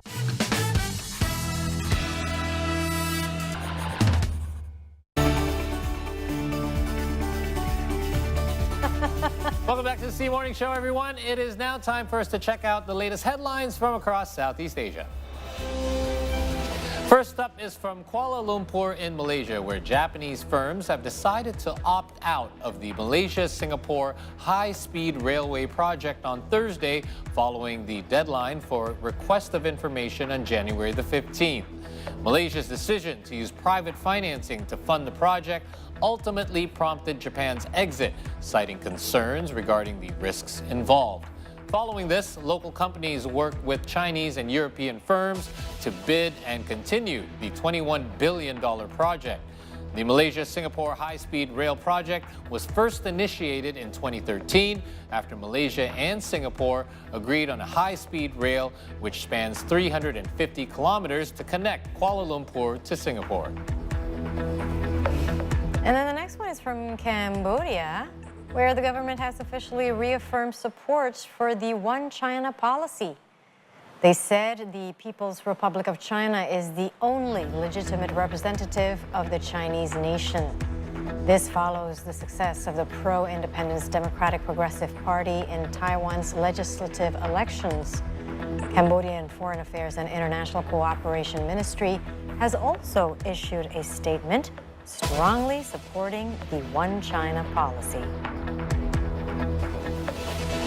And our last headline comes from Manila, the Philippines, where Armed Forces Chief of Staff General Romeo Bronner Jr. said that the country is aiming to develop islands that falls under the Philippine territory in the South China Sea. The Philippines also occupy the Calayan Island group in the South China Sea as part of its exclusive economic zone. The government now aims to make the islands more habitable for military personnel amid rising tensions with China. The military also plans to bring a desalination machine for troops on board a warship in the second Thomas Shoal. And we're going to keep it in the Philippines for our next story as thousands of operators, drivers, and citizens recently joined a rally in front of the Philippine House of Representatives. Yes, they gathered to protest the government's plan to replace jeepneys with minibuses.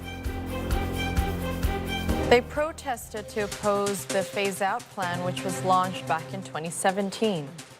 This follows the government's aim on improving the country's transportation system to make it more eco-friendly by replacing worn-out jeepneys with modern, less polluting vehicles. The jeepney is the icon and the backbone of the Philippine transportation system. It provides affordable rides to millions of commuters across the country every day, with fares ranging from approximately 13 pesos. This is the cheapest mode of transportation for locals. Yes, jeepney operators and drivers believe that the government's plan to replace the vehicle is detrimental. It will likely make operators and drivers fall into debt since the price of new vehicles is out of reach. Meanwhile, commuters fear that transportation fares will also increase. Philippine social media have been filled with the hashtag #NoJeepneyPhaseOut. Mass protests are also taking place across the capital on Tuesday as the crowd has demanded the government to revise this phase-out plan. I wonder if it's possible to just replace the engine. Yeah, no, I was just thinking about this. Didn't something similar happen here in Indonesia when it came to those the metro minis and The microlets and everything? microlets. Yeah. Even the bajais, right? Yeah, the bajais. We love bajais. Pollution was the main concern. Yes, but indeed. I've now started to see the new bajais, the less polluted ones. There's been electric ones now as well. And yes, there was a bit of a pushback as well because obviously for the drivers and the commuters at the time. And there was a bit of a transition phase. But all in all, if you look, and I can't speak for all of Indonesia, but right here in the capital city, it has become kind of a plus nowadays. I mean, I've noticed that nowadays the roads are a little bit less congested when it comes to those particular types of vehicles. There's obviously less pollution as well. And I don't think that commuters have less options. In fact, I would argue that they have more options. MRT now. We have MRT in Jakarta. I think, so many options. You know, back to the Philippines, I think the government has to play a role in this as well to make it. Yeah, I mean, I remember when I was there a few months ago, it was very hard. I think transportation wasn't as convenient as it could be. So that's something they could definitely... I love the jeepney. Did you ever get to try riding it? Yeah, I was Me like, too. I have to. I mean, it is fun, right? The Philippines, you gotta do it, right? And I mean, speaking of transportations, Paul, you've tried the whoosh train. I have. I love the name. Have you tried it, Mercy? No. Yeah, I haven't either. You know what it stands for?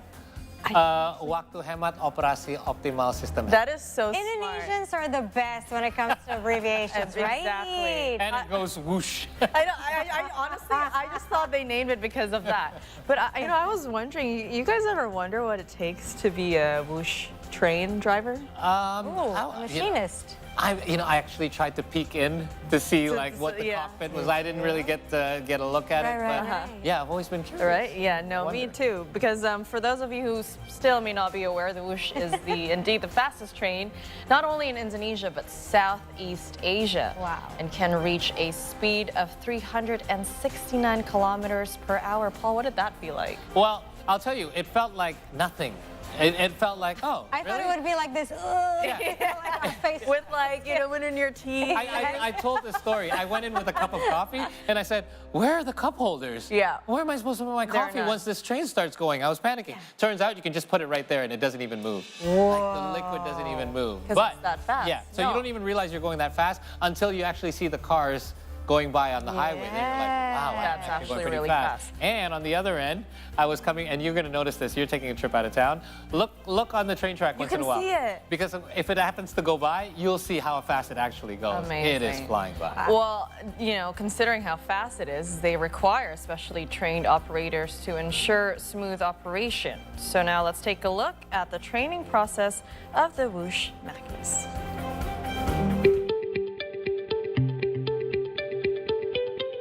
To enhance the operation of Whoosh, the high-speed railways conducted a training for the candidates of the first group of Indonesian train machinists. Currently, there are 72 candidates for machinists that have underwent training since February last year. 32 of them have passed theoretical training stage in Madiun Depot, East Java. They then participated in practical training in Tegalua Depot, West Java. Hal ini merupakan bagian dari transfer knowledge ya, dari tenaga ahli atau profesional yang sudah terbiasa mengoperasikan kereta cepat ke SDM Indonesia. Di mana harapannya dalam 1 tahun atau 2 tahun ke depan, harapannya seluruh operasional dan perawatan kereta cepat sudah dapat dilakukan oleh SDM Indonesia. Jadi hal transfer knowledge ini penting sebagai bagian dari peningkatan ya kemampuan dan kualitas perkereta apian di Indonesia. The first group of Indonesian machinists were recruited from the Indonesian Railways Company or PT KAI with the minimum requirement of 3,000 hours or 100,000 kilometers of conventional train operation. Saya merasa tertantang dan menurut saya ini sebuah kesempatan berharga dalam karir saya sebagai masinis dan juga ini merupakan pelopor saya sebagai masinis kereta cepat pertama di Indonesia dan juga di Asia Tenggara. Itu saya sangat rasa ingin untuk bisa bergabung itu sangat tinggi, Mas.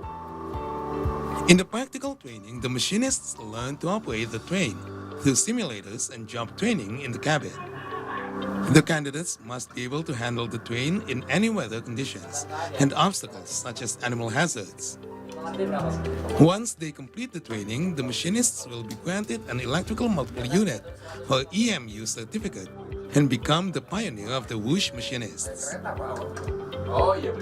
So we have seen the training center and we have heard story from the Indonesian candidate for operational whoosh, such as Wawan, and the target is that they are able to operate whoosh by next year, because right now they are the candidate to operate whoosh for the first Indonesian group. And this is part of the transfer knowledge from China to Indonesia, as Indonesia to able to operate the whole system of whoosh for the Indonesia-China high-speed railways. Reski Anasto and Ferry Ahmad for City Today. That's really cool because you've tried it, right, Paul? And it only takes you from Halim Station to Padalarang Station, Correct. 25 minutes, right? 26 minutes. And then to the center of Bandung? And then center of Bandung, there's a feeder train that takes another 20-ish minutes or so, only because it's traveling at regular train speeds. Not, Right, right. And if you get picked up or you have a car from there? Same, about 20-ish minutes by car as well. Wow. So, yeah, it's a game changer. That's amazing because I remember going to Bandung with my mother back in 1993.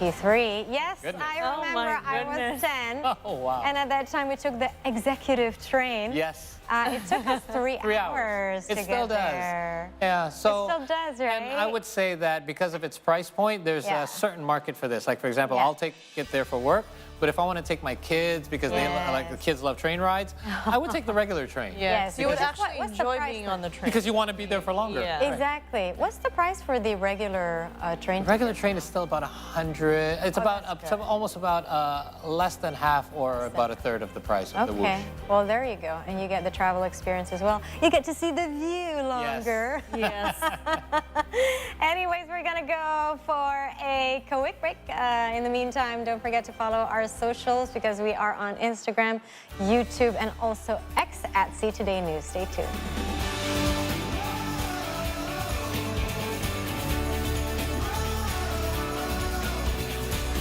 All right, guys, let's get into our first update for today. Meanwhile, a plume of smoke was seen billowing in the distance from Rafah in the Gaza Strip on Saturday, marking the 11th week of humanitarian crisis in Palestine. Mount Anak Krakatau continues to erupt, spewing volcanic materials up to 300 meters high. Sri Mulyani Indrawati said that Indonesia has minimized taking that to meet the needs of the 2023 state budget until the end of the year.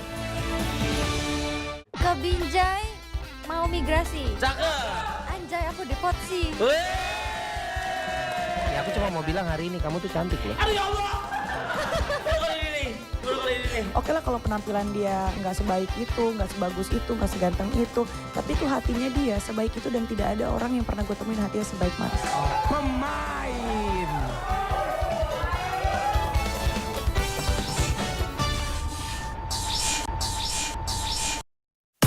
Asian flavors is gaining more popularity around the world in the last decade.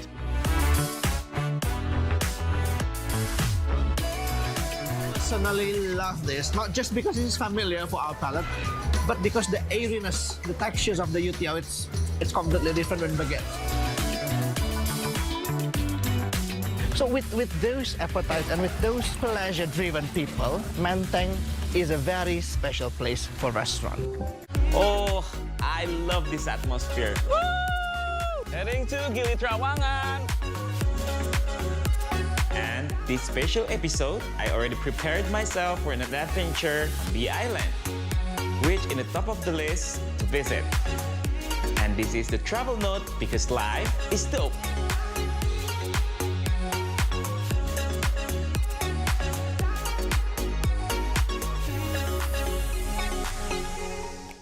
Their existence is now being critically endangered.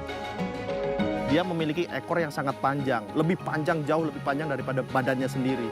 Tekniknya dia keluar dia itu bergelombol menggunakan punggung temannya untuk naik.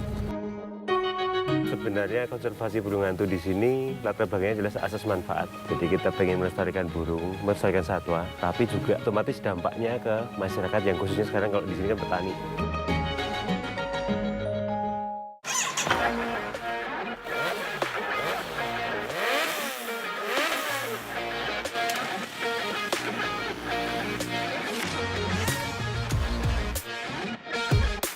Ini lebih ke klasik modern sih Mas ya, dibandingkan yang regular Z900 naked-nya.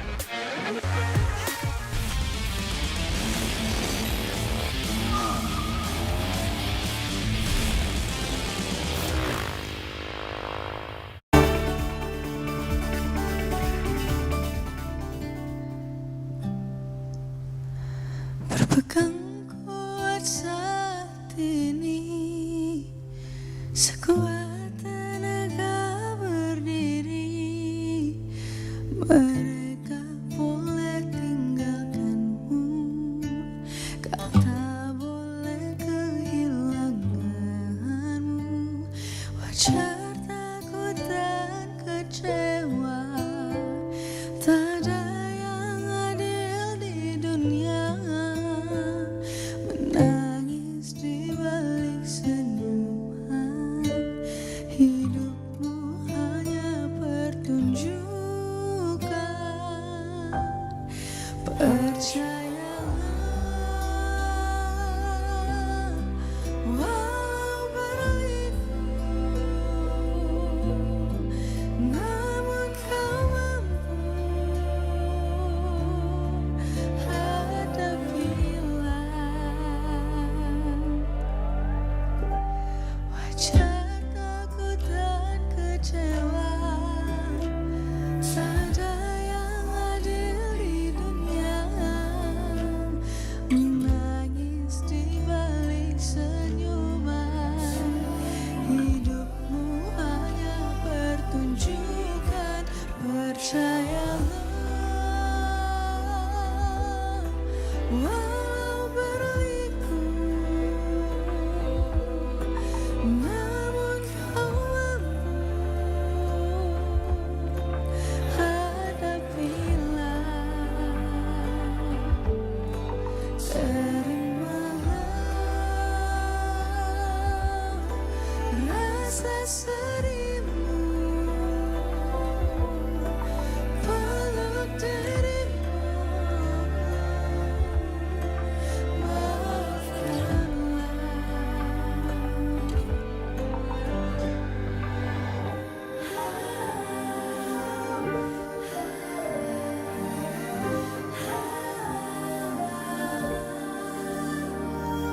duduklah sejenak untuk tenang.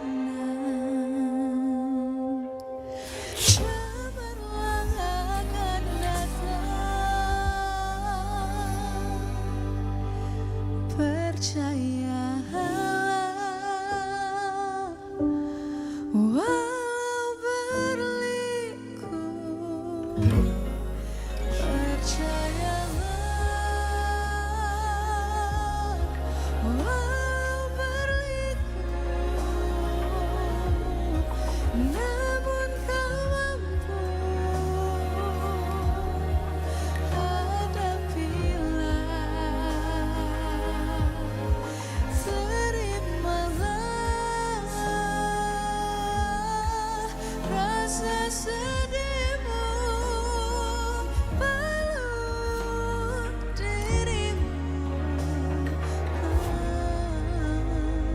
Maafkan semua yang menyakitimu. Kau kan temukan bahagia. Thank you. Yay! Wow! Nashwa Zahira's latest single, Temu Bahagia. Hi there, Have a seat. Nashwa. Thank you so much for joining us, Nashwa. Amazing voice. Wow. Captivating. Very Anyway, welcome back to the program, everyone. As mentioned, that was the latest single from Nashwa Zahira, Temu Bahagia, or Finding Happiness. Finding Happiness. Right? I really like the title of that song. Now, if you are able to understand as well that if you listen to the lyrics, they are quite meaningful, and we want to find out more about it by talking to Nashwa herself. So thank you for joining us on the program. Thank you. And thank you for the performance. Thank you. So tell us a little bit about the song then, Temu Bahagia, or Finding Happiness. So it's basically about the lyrics, finding happiness. I'm sure that we all get over something that hurt us. So this song is about forgiving something that hurt us so that we can find the happiness. It seems a bit, there's some sad undertones to it, like, you know, behind your smile, you're crying. I mean, is this something that you've had to draw from your own experience yourself? So I'm sure that we have to accept those sadness so that we can find this happiness. Yeah, and for this specific song, Temu Bahagia, was it inspired by a life event that sort of occurred in the relation of family, or was it love, or was it something that you experienced personally? What was the backstory of this song? What inspired you to write it?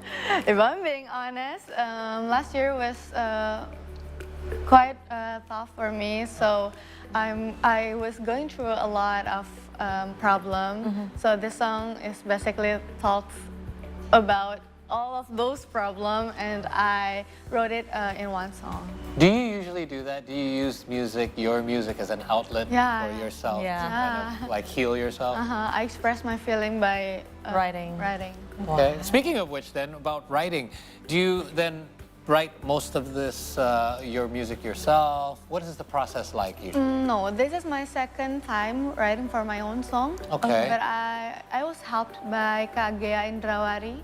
Oh, okay. Wow. All right. So what's the process usually like? Do you come up with like an idea, like I wanna have an outlet for this particular thing that I want to write about, and then do you go through the musical process first, or is it the lyrics first? How does that usually work? So I express my feeling by writing on my notes. Okay, my so you write. my You like phone. to write. Yeah, I like to write a lot. So I have 2 or 3 notes, and I send it to Kak Gea, and then I tell her I want to write a song, but I don't know how to start because I don't. That's feel like, usually the toughest place to start. I don't feel like I'm confident enough to start. Yeah. So she said like, here, I may help you. Okay. Oh, wow, there you go. And then it turned out to be a very beautiful song. A lot of musicians do this, by the way. Yeah. They use writing as like, it's almost like journaling. Yeah. Right? Like when you have a lot of thoughts that And you you to just express sort of yourself, put it on you journal, paper, but then eventually it becomes music. I should start writing down my thoughts and send it to you, and like. I won't be able to write it. Can you turn this into a remix? I'll call Kak Gea. Wow. Now, I mean, so you're also doing pretty much a lot of things right now. You're quite preoccupied. You're not only focusing on your music career, but you're also in medical school. What? Really? Medical school. Okay. Tell us about that. I Yeah, mean, how do you juggle, find the time between the two? I've been wanting to be a doctor since I was a kid, and I really want to be a doctor because I found out so amazing about the specific, what do we call it? Like subject. Right. And I'm so grateful that I have 2 opportunities so I can walk on this journey, on this entertainment, also in my in my studying. What sort of doctor do you want to be? Do you have an idea? If you ask me next month, maybe it's Okay, you haven't decided yet. We'll go back in a but month. this month, Okay. I want to be a Maybe dermatovenerology. Wow. Dermato. You want to care to explain to our audience what that is?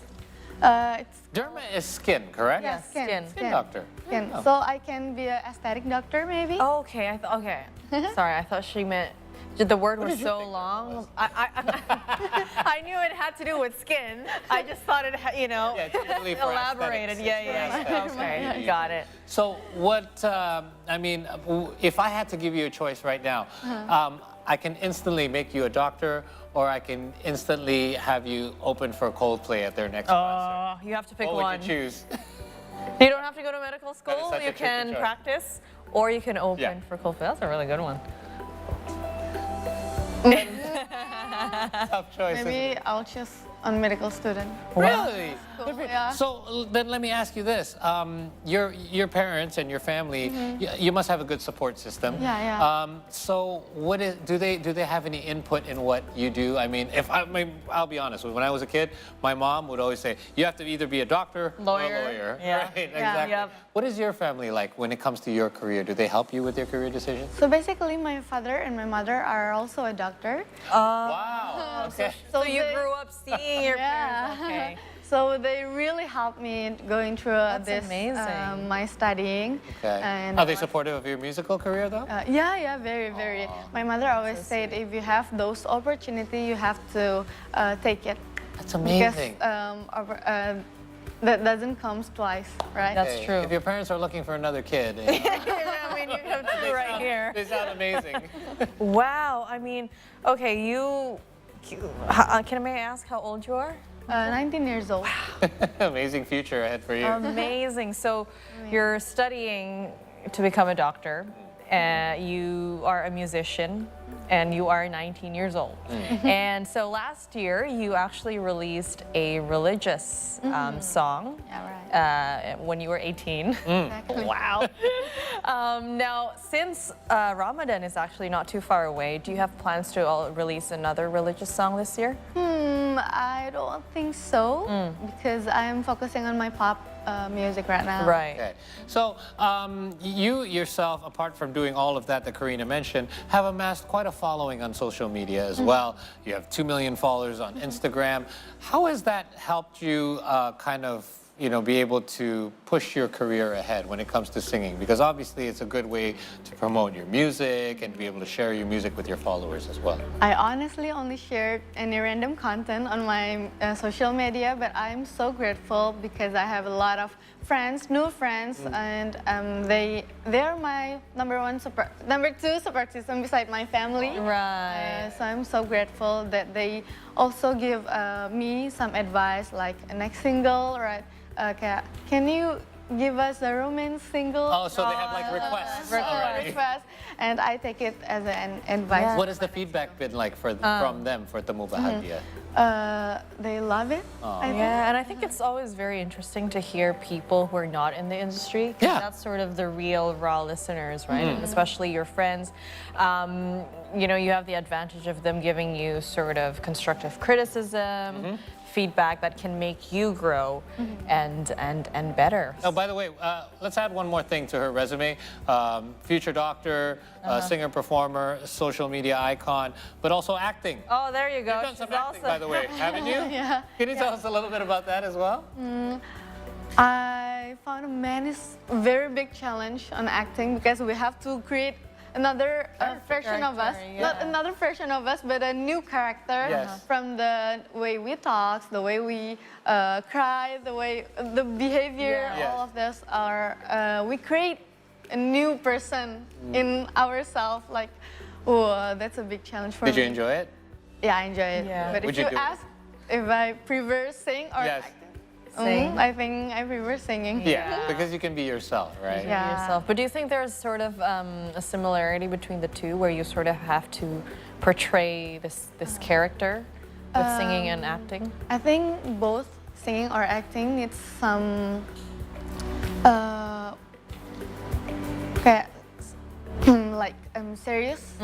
serious one. Like we deeply know what we want to tell to the listeners, everybody that watched the movie also. There's a certain message that you want to convey, right? So, Nasha, thank you so much for joining us and for gracing us with your performance. It's been wonderful. You can get Temu Bahagia available on all your streaming platforms, right? All streaming platforms. What an inspiration at 19 years old. What were you doing when you were 19? Never mind. Let's not go there. Right. We're going to take a short break here, you guys, but we're going to have a live report where we return from Tanjung Priok, Jakarta, where the KRI Dr. Rajiman Wedyo Diningrat 992 or 992 will be sailing on a peace mission to provide humanitarian assistance to the victims of the ongoing conflict in Gaza, Palestine. Stay tuned for that coming up next on the C Morning Show.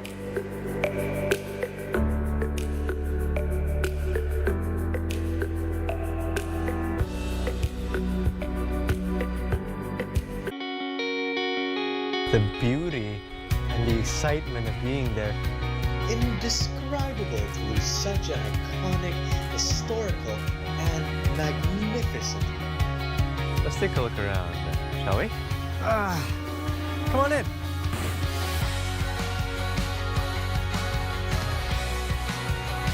We found them. Where people come and go. A cup of tea, a perfect way to end your day.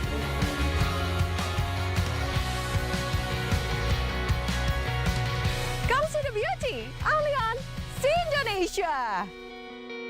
All right, guys, let's get into our first update for today. Meanwhile, a plume of smoke was seen billowing in the distance from Rafah in the Gaza Strip on Saturday, marking the 11th week of humanitarian crisis in Palestine. Mount Anak Krakatau continues to erupt, spewing volcanic materials up to 300 meters high. Sri Mulyani Indrawati said that Indonesia has minimized taking that to meet the needs of the 2023 state budget until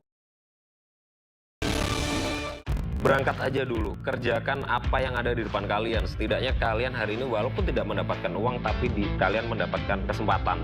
Walaupun di awal-awal itu banyak sekali rintangan dan tantangan. Kalian berproses aja dulu, jalan aja dulu. Kalau udah waktunya kalian untuk dapetin uang akan datang nyamperin kalian. Hal yang paling sangat utama untuk mengawali bisnis, ridho dan restu orang tua. Itu hal dan modal paling besar dalam mengawali usaha. Their existence is now being critically endangered. Dia memiliki ekor yang sangat panjang, jauh lebih panjang daripada badannya sendiri. Tekniknya dia itu bergelombol menggunakan punggung temannya untuk naik. Sebenarnya konservasi burung hantu di sini latar belakangnya jelas asas manfaat. Jadi kita pengen melestarikan burung, melestarikan satwa, tapi juga otomatis dampaknya ke masyarakat yang khususnya sekarang kalau di sini kan petani. Bahkan brosurnya aja Pak, saya udah pelan-pelanin jalan. Ditegur, Mas cepetan gitu. Dia bisa baca perilaku kamu. Sekarang kita mau baca tarot nggak? Iya. Oh iya, Sar. Sama mana tangan kamu? Keren banget. Mau, Om. Awalnya nggak tahu kalau itu kanker tulang. Divonisnya harus amputasi, baru tahu. Gasan, Papa kan kakinya 1. Gasan kan kakinya 2. Gasan jalannya biasa. Papa juga punya kaki robot. Maaf Kang Dani, Anda menganggap tetap ini sebagai sebuah kebaikan dari Allah? Jangan sampai disia-siakan kesempatan itu. Saksikan kisah saya, Dr. Gigi Muhammad Nur Ramadhani, di Teman Bicara Maman.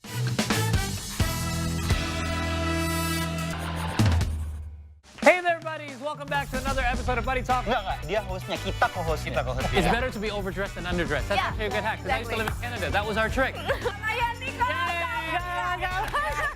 Point to Manado on the smash. I'm horrible. I told you I'm bad. Dikira dengan banyaknya informasi itu kan jadi makin gampang gitu nulisnya. Iya. Tapi ternyata susah banget.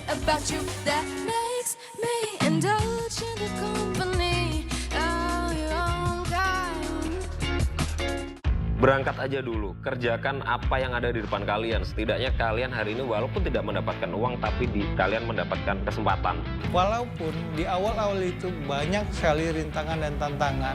Kalian berproses aja dulu, jalan aja dulu. Kalau udah waktunya kalian untuk dapetin uang akan datang nyamperin kalian.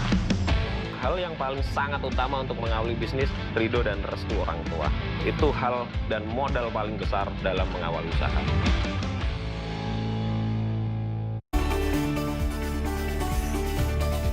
You're back with us on the C Morning Show. At least 7 were killed in Israeli airstrikes near a hospital in southern Gaza.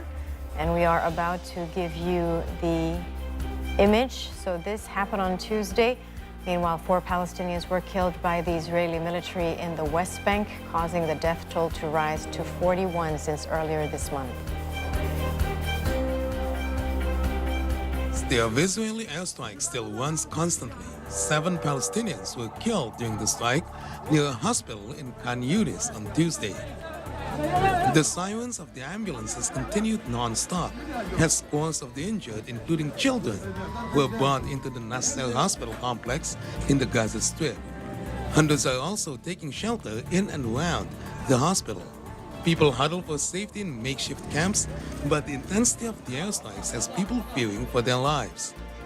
نعيش لحظات مرعبة في ظل أجواء القصف المحيطة بنا، ونحن نقطن طبعا كما تعلم خيام لا تحمي لا من شظايا ولا تحمي من أي شيء، والصوت القصف طبعا عنيف، وقبل شوية صار في عندنا قصف كان ملاصق جدا إلنا، فتطايرت بعض الشظايا علينا، فمن الخوف أخذنا النساء وأخذنا الأطفال وطلعناهم على المباني، على إنه المباني هذه تحميهم من الشظايا وتحميهم من الأصوات اللي بيسمعوها.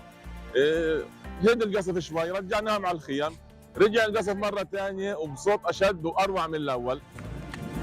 According to the Gaza Health Ministry, the Palestinian death toll rose to 24,285 people since the Israel-Palestine war on October 7. Meanwhile, 4 Palestinians were killed by Israeli occupation forces on Wednesday in the city of Tulkarem in the occupied West Bank. According to the Palestinian Health Ministry, the number of dead among Palestinians in the West Bank has risen to 41 since the start of this year.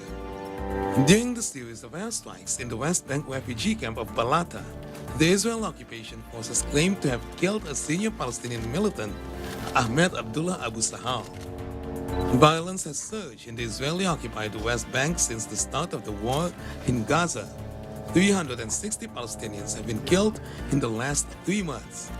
The Palestinian Health Ministry added that the victims were mainly killed during the Israeli arrest raids and violent protests. Meanwhile, the Palestinian Red Crescent has announced in a social media post on Wednesday that the Israeli occupation forces prevented medics from reaching the site of the strike. They also threatened the team with directed gunfire.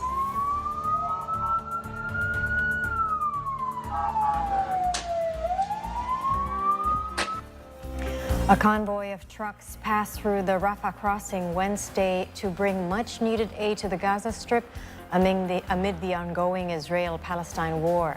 The humanitarian aid are meant for residents of the besieged coastal enclave. A shipment of medicine for dozens of hostages held by Hamas was en route to Gaza Wednesday. And this took place after France and Qatar mediated the first agreement between Israel and the militant group following a week-long ceasefire in November. The aid convoy headed to the border after supplies arrived in Egypt. A senior Hamas official said that 1,000 boxes would be given to Palestinians for every box provided for hostages. Hamas fighters are still putting up resistance across Gaza in one of the deadliest military campaigns in recent history.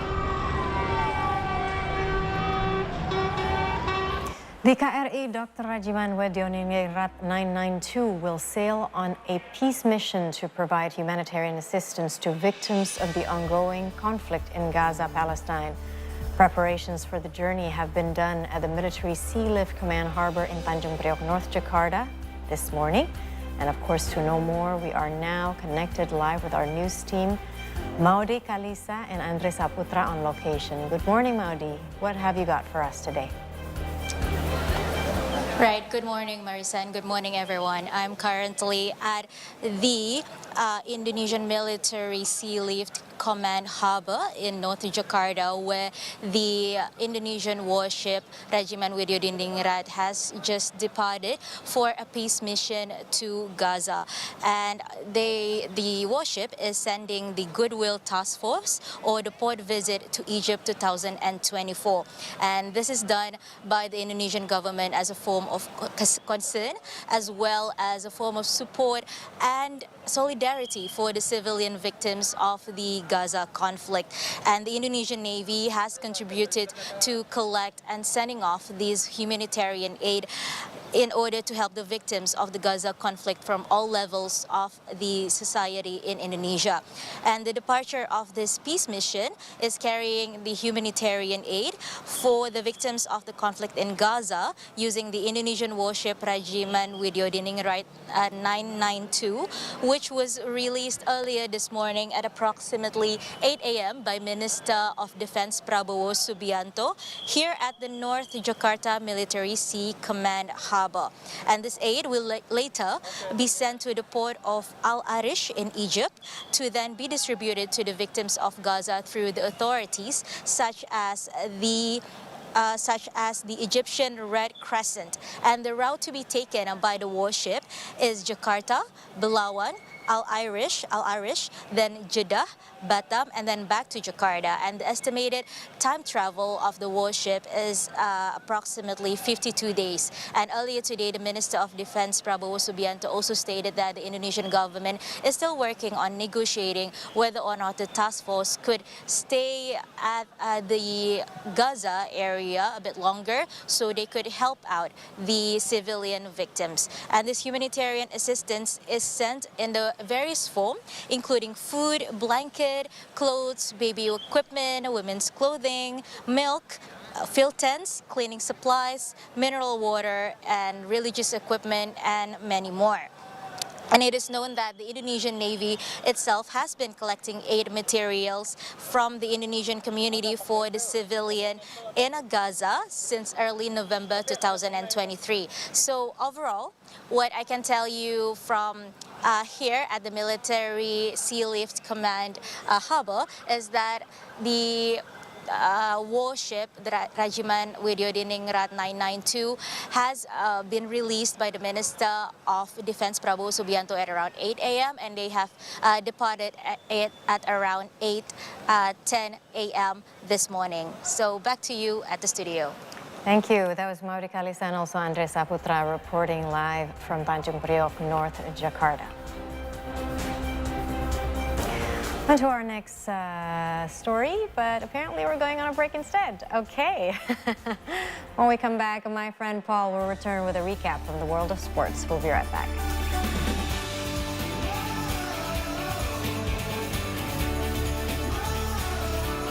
Their existence is now being critically endangered. Dia memiliki ekor yang sangat panjang, jauh lebih panjang daripada badannya sendiri. Tekniknya dia itu bergelombol menggunakan punggung temannya untuk naik. Sebenarnya konservasi burung hantu di sini latar belakangnya jelas asas manfaat. Jadi kita pengen melestarikan burung, melestarikan satwa, tapi juga otomatis dampaknya ke masyarakat yang khususnya sekarang kalau di sini kan petani. All right, guys, let's get into our first update for today. Meanwhile, a plume of smoke was seen billowing in the distance from Rafah in the Gaza Strip on Saturday, marking the 11th week of humanitarian crisis in Palestine. Mount Anak Krakatau continues to erupt, spewing volcanic materials up to 300 meters high. Sri Mulyani Indrawati said that Indonesia has minimized taking that to meet the needs of the 2023 state budget until the end of the year. Hey there, buddies! Welcome back to another episode of Buddy Talk. Enggak, dia hostnya, kita co-hostnya. It's better to be overdressed than underdressed. That's actually a good hack, because I used to live in Canada. That was our trick. Point to Manado on this map. I'm horrible. I told you I'm bad. Dikira dengan banyaknya informasi itu kan jadi makin gampang gitu nulisnya. Iya. Tapi ternyata susah banget.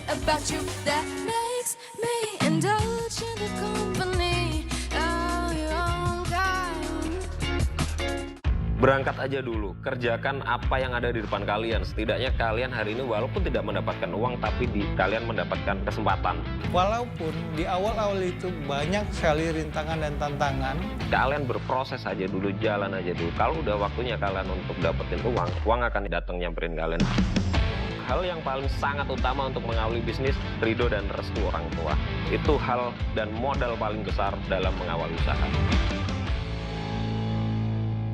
Hey there, buddies! Welcome back to another episode of Buddy Talk. Enggak. Dia hostnya, kita co-hostnya. It's better to be overdressed than underdressed. That's actually a good hack, because I used to live in Canada. That was our trick. Point to Manado on this map. I'm horrible. I told you I'm bad. Dikira dengan banyaknya informasi itu kan jadi makin gampang gitu nulis. Iya. Tapi ternyata susah banget.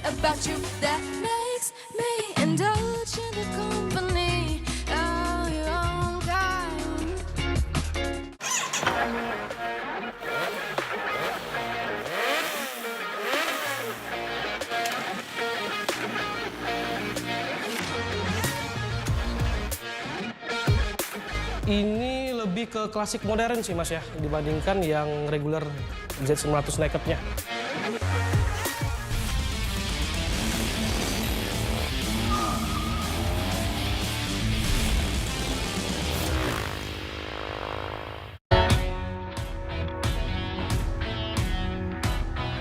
Hi everyone, welcome back to the C Morning Show. It's 20 to 9 in the AM and time for a quick sports recap. We're going to begin from the 2023 AFC Asian Cup as the Chinese national team failed to secure full points yet again. The Dragons team was held to a goalless draw by Lebanon at the Al Thumama Stadium in Doha, Qatar. Despite the tie, China actually appeared more dominant throughout the match. Alexander Jankovic's squad made 14 shots, 7 of which were on target, paired with 62% ball possession. These are better than Lebanon's 10 shots and 38% ball possession. Despite this, China found it difficult to penetrate the Lebanese defense in the first half, causing the score to remain 0 in halftime. Both teams were unable to score yet again in the second half, even with more than 10 minutes of injury time. The match concluded without a goal.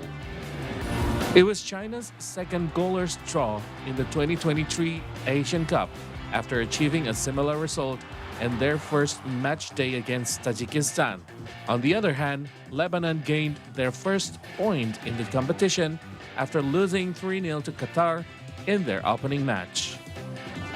Lebanese player Khalil Khamis initially committed a hard violation by kicking Chinese player Dai Waitsun in the face in the 13th minute.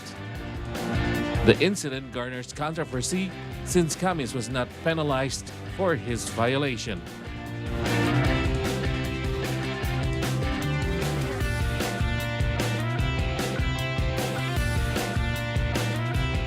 And we have more updates from the 2023 AFC Asian Cup, where the Palestinian national football team is currently gearing up for an all-important matchup against the United Arab Emirates. The Fedayeen is aiming to secure full points with the goal of advancing to the round of 16. Palestine finished up their preparations on Wednesday as they will be facing a crucial match in the AFC Asian Cup against the United Arab Emirates at the Al Janoub Stadium. Palestine previously lost 4-1 to Iran in their opening match, and they know that another defeat would hamper their chances of advancing to the round of 16 for the first time in the competition's history. Palestine has yet to win in the Asian Cup, drawing twice in 7 matches. Meanwhile, the UAE had already beaten Hong Kong 3-1 in the opening match of Group C.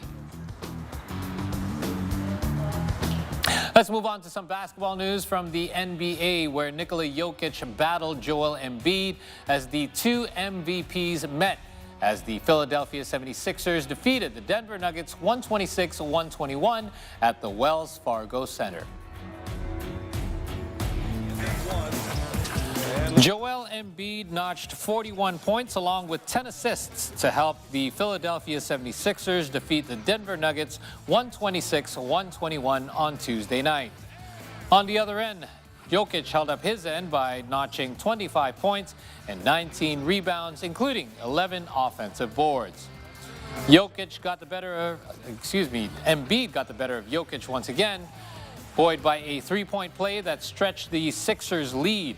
He was fouled on the bucket and crotch chopped in celebration towards the fans.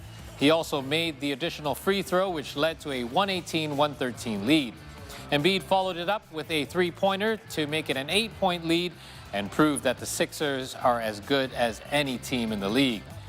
Jokic had won 2 straight NBA MVP awards, but lost out to Embiid last season. And although Jokic had been averaging 25.5 points and had Denver rolling with one of the best records in the competition this season, it's Embiid that remains at the top of the scoring leaderboard. More news from the NBA as the Los Angeles Clippers are now preparing their new arena in California with the aim of hosting the 2026 All-Star Game.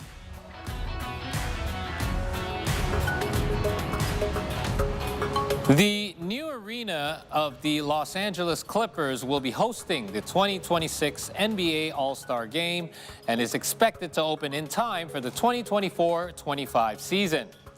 NBA Commissioner Adam Silver spent an hour touring the building earlier in the day. The Clippers plan to move in by June and open the arena by August.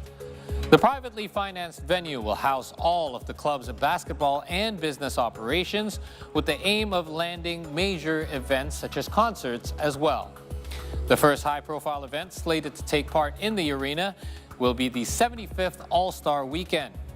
All-Star Weekend will return to Southern California for the first time since 2018, when it first took place in downtown Los Angeles in what used to be the Staples Center Arena. This will be the 7th All-Star Game in the area, with 2 having been held in the Forum in Inglewood. The All-Star Weekend is slated for February the 13th, 2026, with the Rising Stars game for top rookies and second-year players to take place at the Intuit Dome. It is my absolute privilege to announce the 2026 NBA All-Star Game will be held here in Inglewood at this brand new Intuit Dome. Congratulations, everyone. I know Steve has been calling this building basketball heaven. That's what we used to call All-Star, so I got to come up with a new name now. So it's basketball heaven is coming to basketball heaven, I think, so far, but I'll work on that.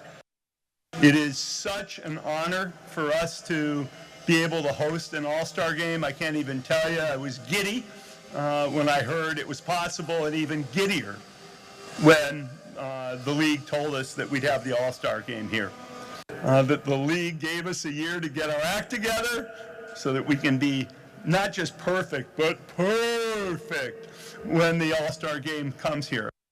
We want this to be the penultimate basketball experience on the planet. As good as it gets, the pinnacle, the peak. Now, of course, some years somebody will bypass us, but man, we have put everything into getting ahead of that in this building. All right, that last update brings us to the end of our sports recap. It is now 8:45 in the a.m. We're going to take our final break here on the show, but do stick around. We'll have your final batch of entertainment news coming up next before we wrap up the program.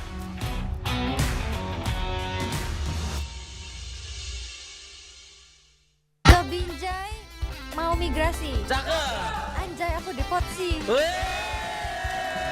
Ya, aku cuma mau bilang hari ini kamu tuh cantik loh. Aduh ya Allah. Oke lah kalau penampilan dia nggak sebaik itu, nggak sebagus itu, nggak seganteng itu, tapi itu hatinya dia sebaik itu dan tidak ada orang yang pernah gue temuin hatinya sebaik Maris. Pemain.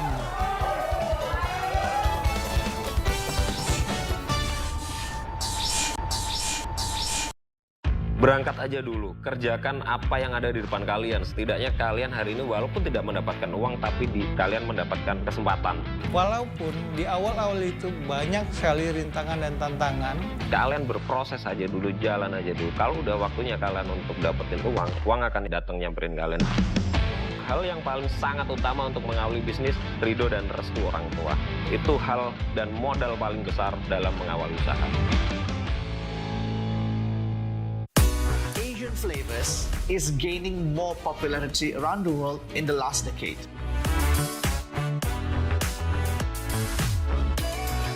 Personally love this, not just because it's familiar for our palate, but because the airiness, the textures of the youtiao, it's completely different than baguette. So with those appetites and with those pleasure-driven people, Menteng is a very special place for restaurant.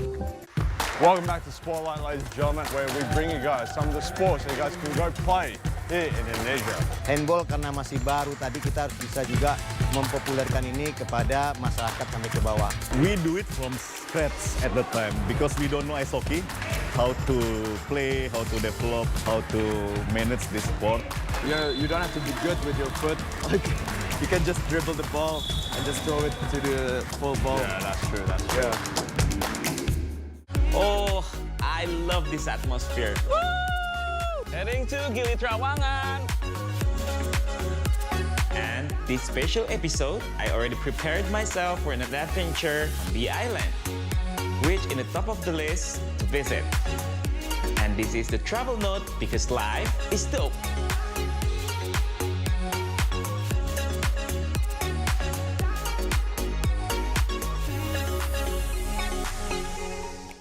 Their existence is now being critically endangered.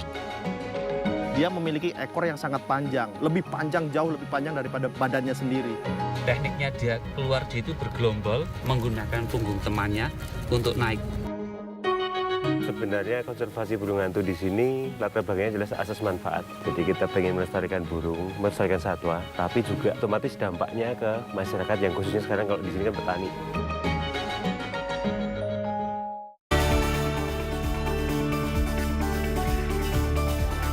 Good morning to everyone still with us on the C Morning Show. We're heading close to 9 in the a.m., which means we are in our last segment. Some entertainment news for you all. Now, a first piece of update. According to Kensington Palace authorities on Wednesday, Princess of Wales Kate Middleton has been hospitalized following an abdominal surgery.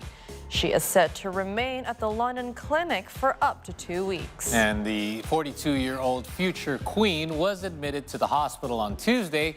However, she's expected to resume public duties following Easter.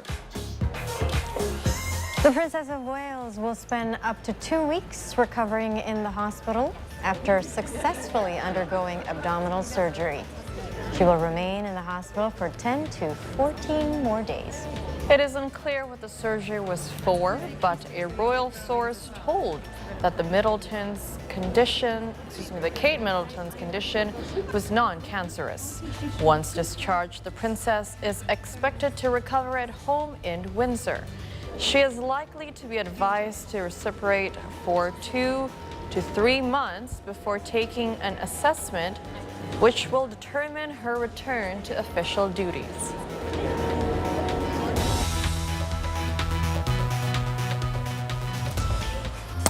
Moving on, Paramount's musical remake of one of my favorite movies, by the way, high school comedy, Mean Girls. I don't know why, but every time I put on a channel and Mean Girls is on, I can't turn it off. I just watch it all the way to the end. All I remember is Santa Baby. Love Lindsay Lohan. Anyway, I don't know if you guys are aware, but it's been almost 20 years since Mean Girls first came out. It first came out in 2004 and has earned $28 million US on its premiere day, the remake, I mean. So this is 14% higher than the 2004 version, which opened at $24.4 million US. Wow. However, the new Mean Girls opened 28% lower than Wonka, which released in December and gained $39 million US. May I have everyone's attention, please? We have a new student. What's up, Kitty? Are you trying to make the rest of us feel dumb? I'm not trying to, it's just happening. Dear God, woman. Paramount Pictures' adaptation of the Broadway musical based on the original 2004 film Mean Girls that starred Lindsay Lohan and Rachel McAdams topped the domestic holiday weekend box office, bringing in a projected $28 million in its four-day opening. According to early box office projections, Mean Girls performed as expected, which had the film hauling between $20 million and $35 million during the Martin Luther King Jr. weekend. Meanwhile, the action thriller The Beekeeper, directed by David Ayer, opened in second place with an impressive $16.8 million over the weekend and is estimated to reach $19.1 million throughout Monday.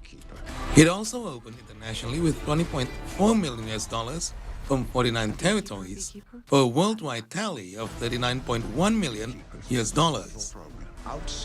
Moviegoers were more receptive than critics to The Beekeeper, which landed a B+ cinema score and 68% on Rotten Tomatoes. The movie stars Jason Statham, who plays Adam Clay, a former operative who sets out to exact revenge after his friend falls for a ruinous phishing scam and dies of suicide. Rounding out the domestic box office top 5 were Warner Bros. Family-friendly flick Wonka, which earned up to $8.38 million in its fifth weekend for a North American haul of $176.1 million. Next is Sony's romantic comedy Anyone But You, which scored $6.94 million in its fourth frame to reach a North American cumulative of $55.18 million. Meanwhile, Universal Pictures' animated feature Migration took in $6.19 million and is also in its fourth weekend to fly to a North American total of $85.75 million. Oh, maybe we should go say hi. Hey there. Jack talked to a girl. A girl? He wants to marry her. What? I didn't say that. You said it with your eyes. What?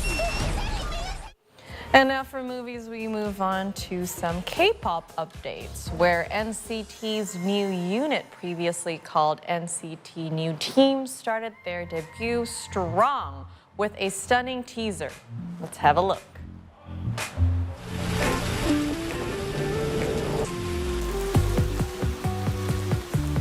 The unit, formerly known as NCT New Team, has officially changed to NCT Wish.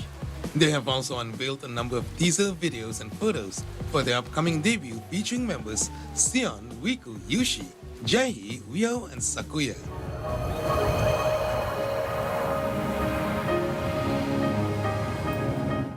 The group has garnered much attention since the announcement of a new addition to NCT. They also released the pre-debut single Hands Up in October last year.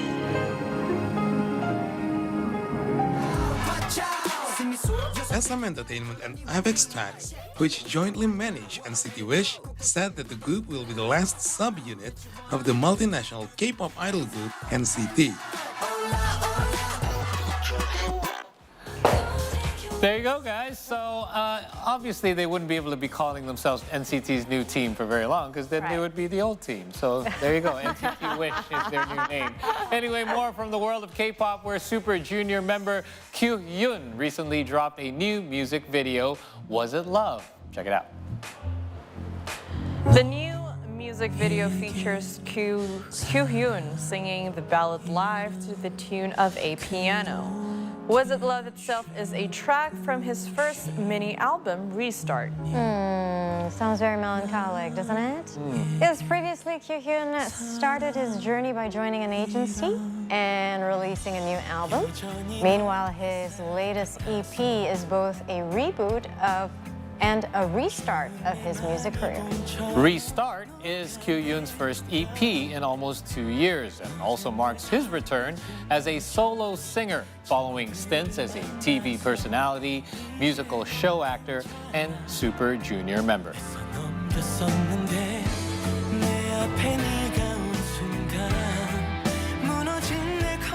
There you go. From the East, we go to the West because the Coachella Valley Music and Arts Festival is back, allowing many to gear up for 2 weekends of music, arts, and festival vibes in the California desert. The entire schedule for the 2024 season has also been announced. Actually. That's right. The lineup features popular ska punk rock band No Doubt. Yeah. I know, right? As one of the 4 headlining acts. The band will also make a live performance after 10 years. In a video posted on social media earlier in the day, lead singer Gwen Stefani was seen texting her bandmates to join her on a video call hinting at their impending reunion. The band then decided to hang out and play a show together. Now, Coachella is set to take place over 2 weekends, which will be on April the 12th to the 14th, and following that on April the 19th to the 21st, with Doja Cat, Tyler, the Creator, and Lana Del Rey headlining the entire music festival.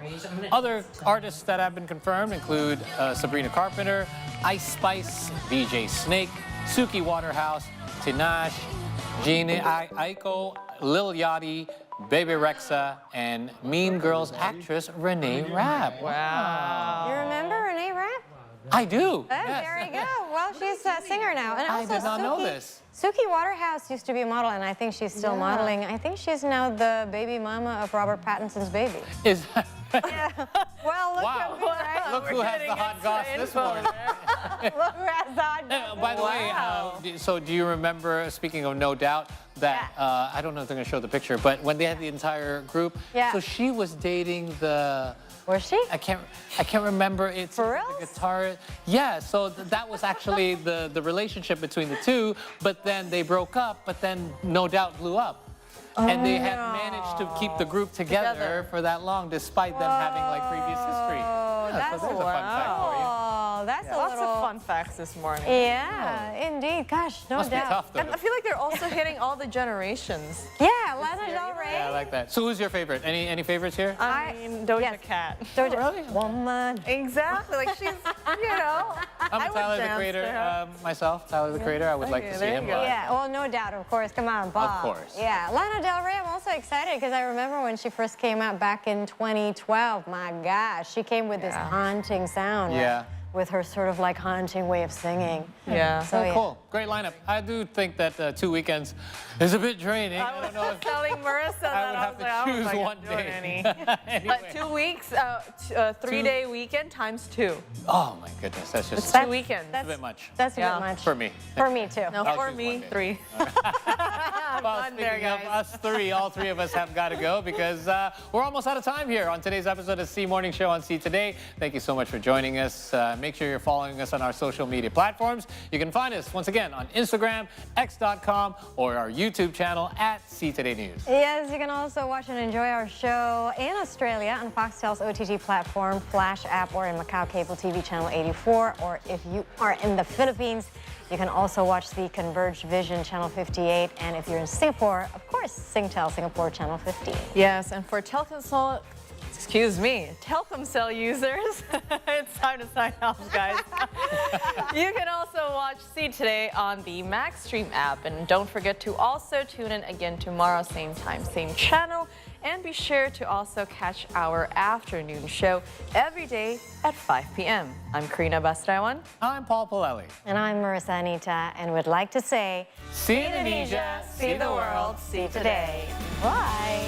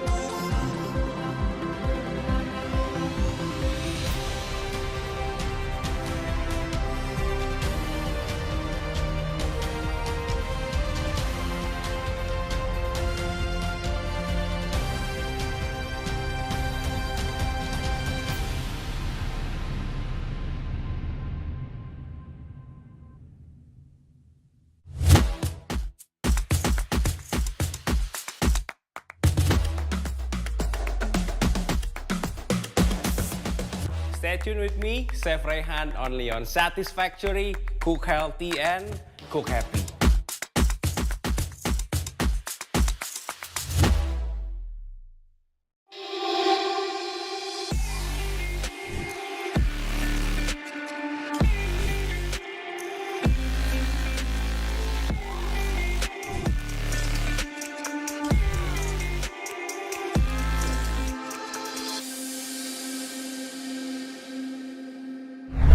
Alright guys, back again with me, Chef Rehan, only on Satisfactory, Cook Healthy and Cook Happy. Today, I'm gonna make some option menu for you to cook for the breakfast. I'm call it breakfast eggs wrap.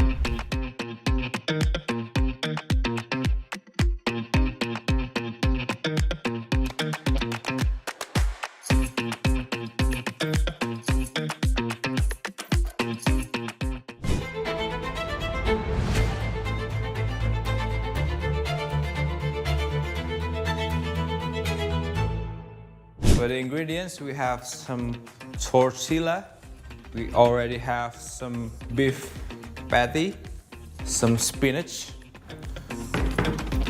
we added a little bit of milk, blanch the spinach,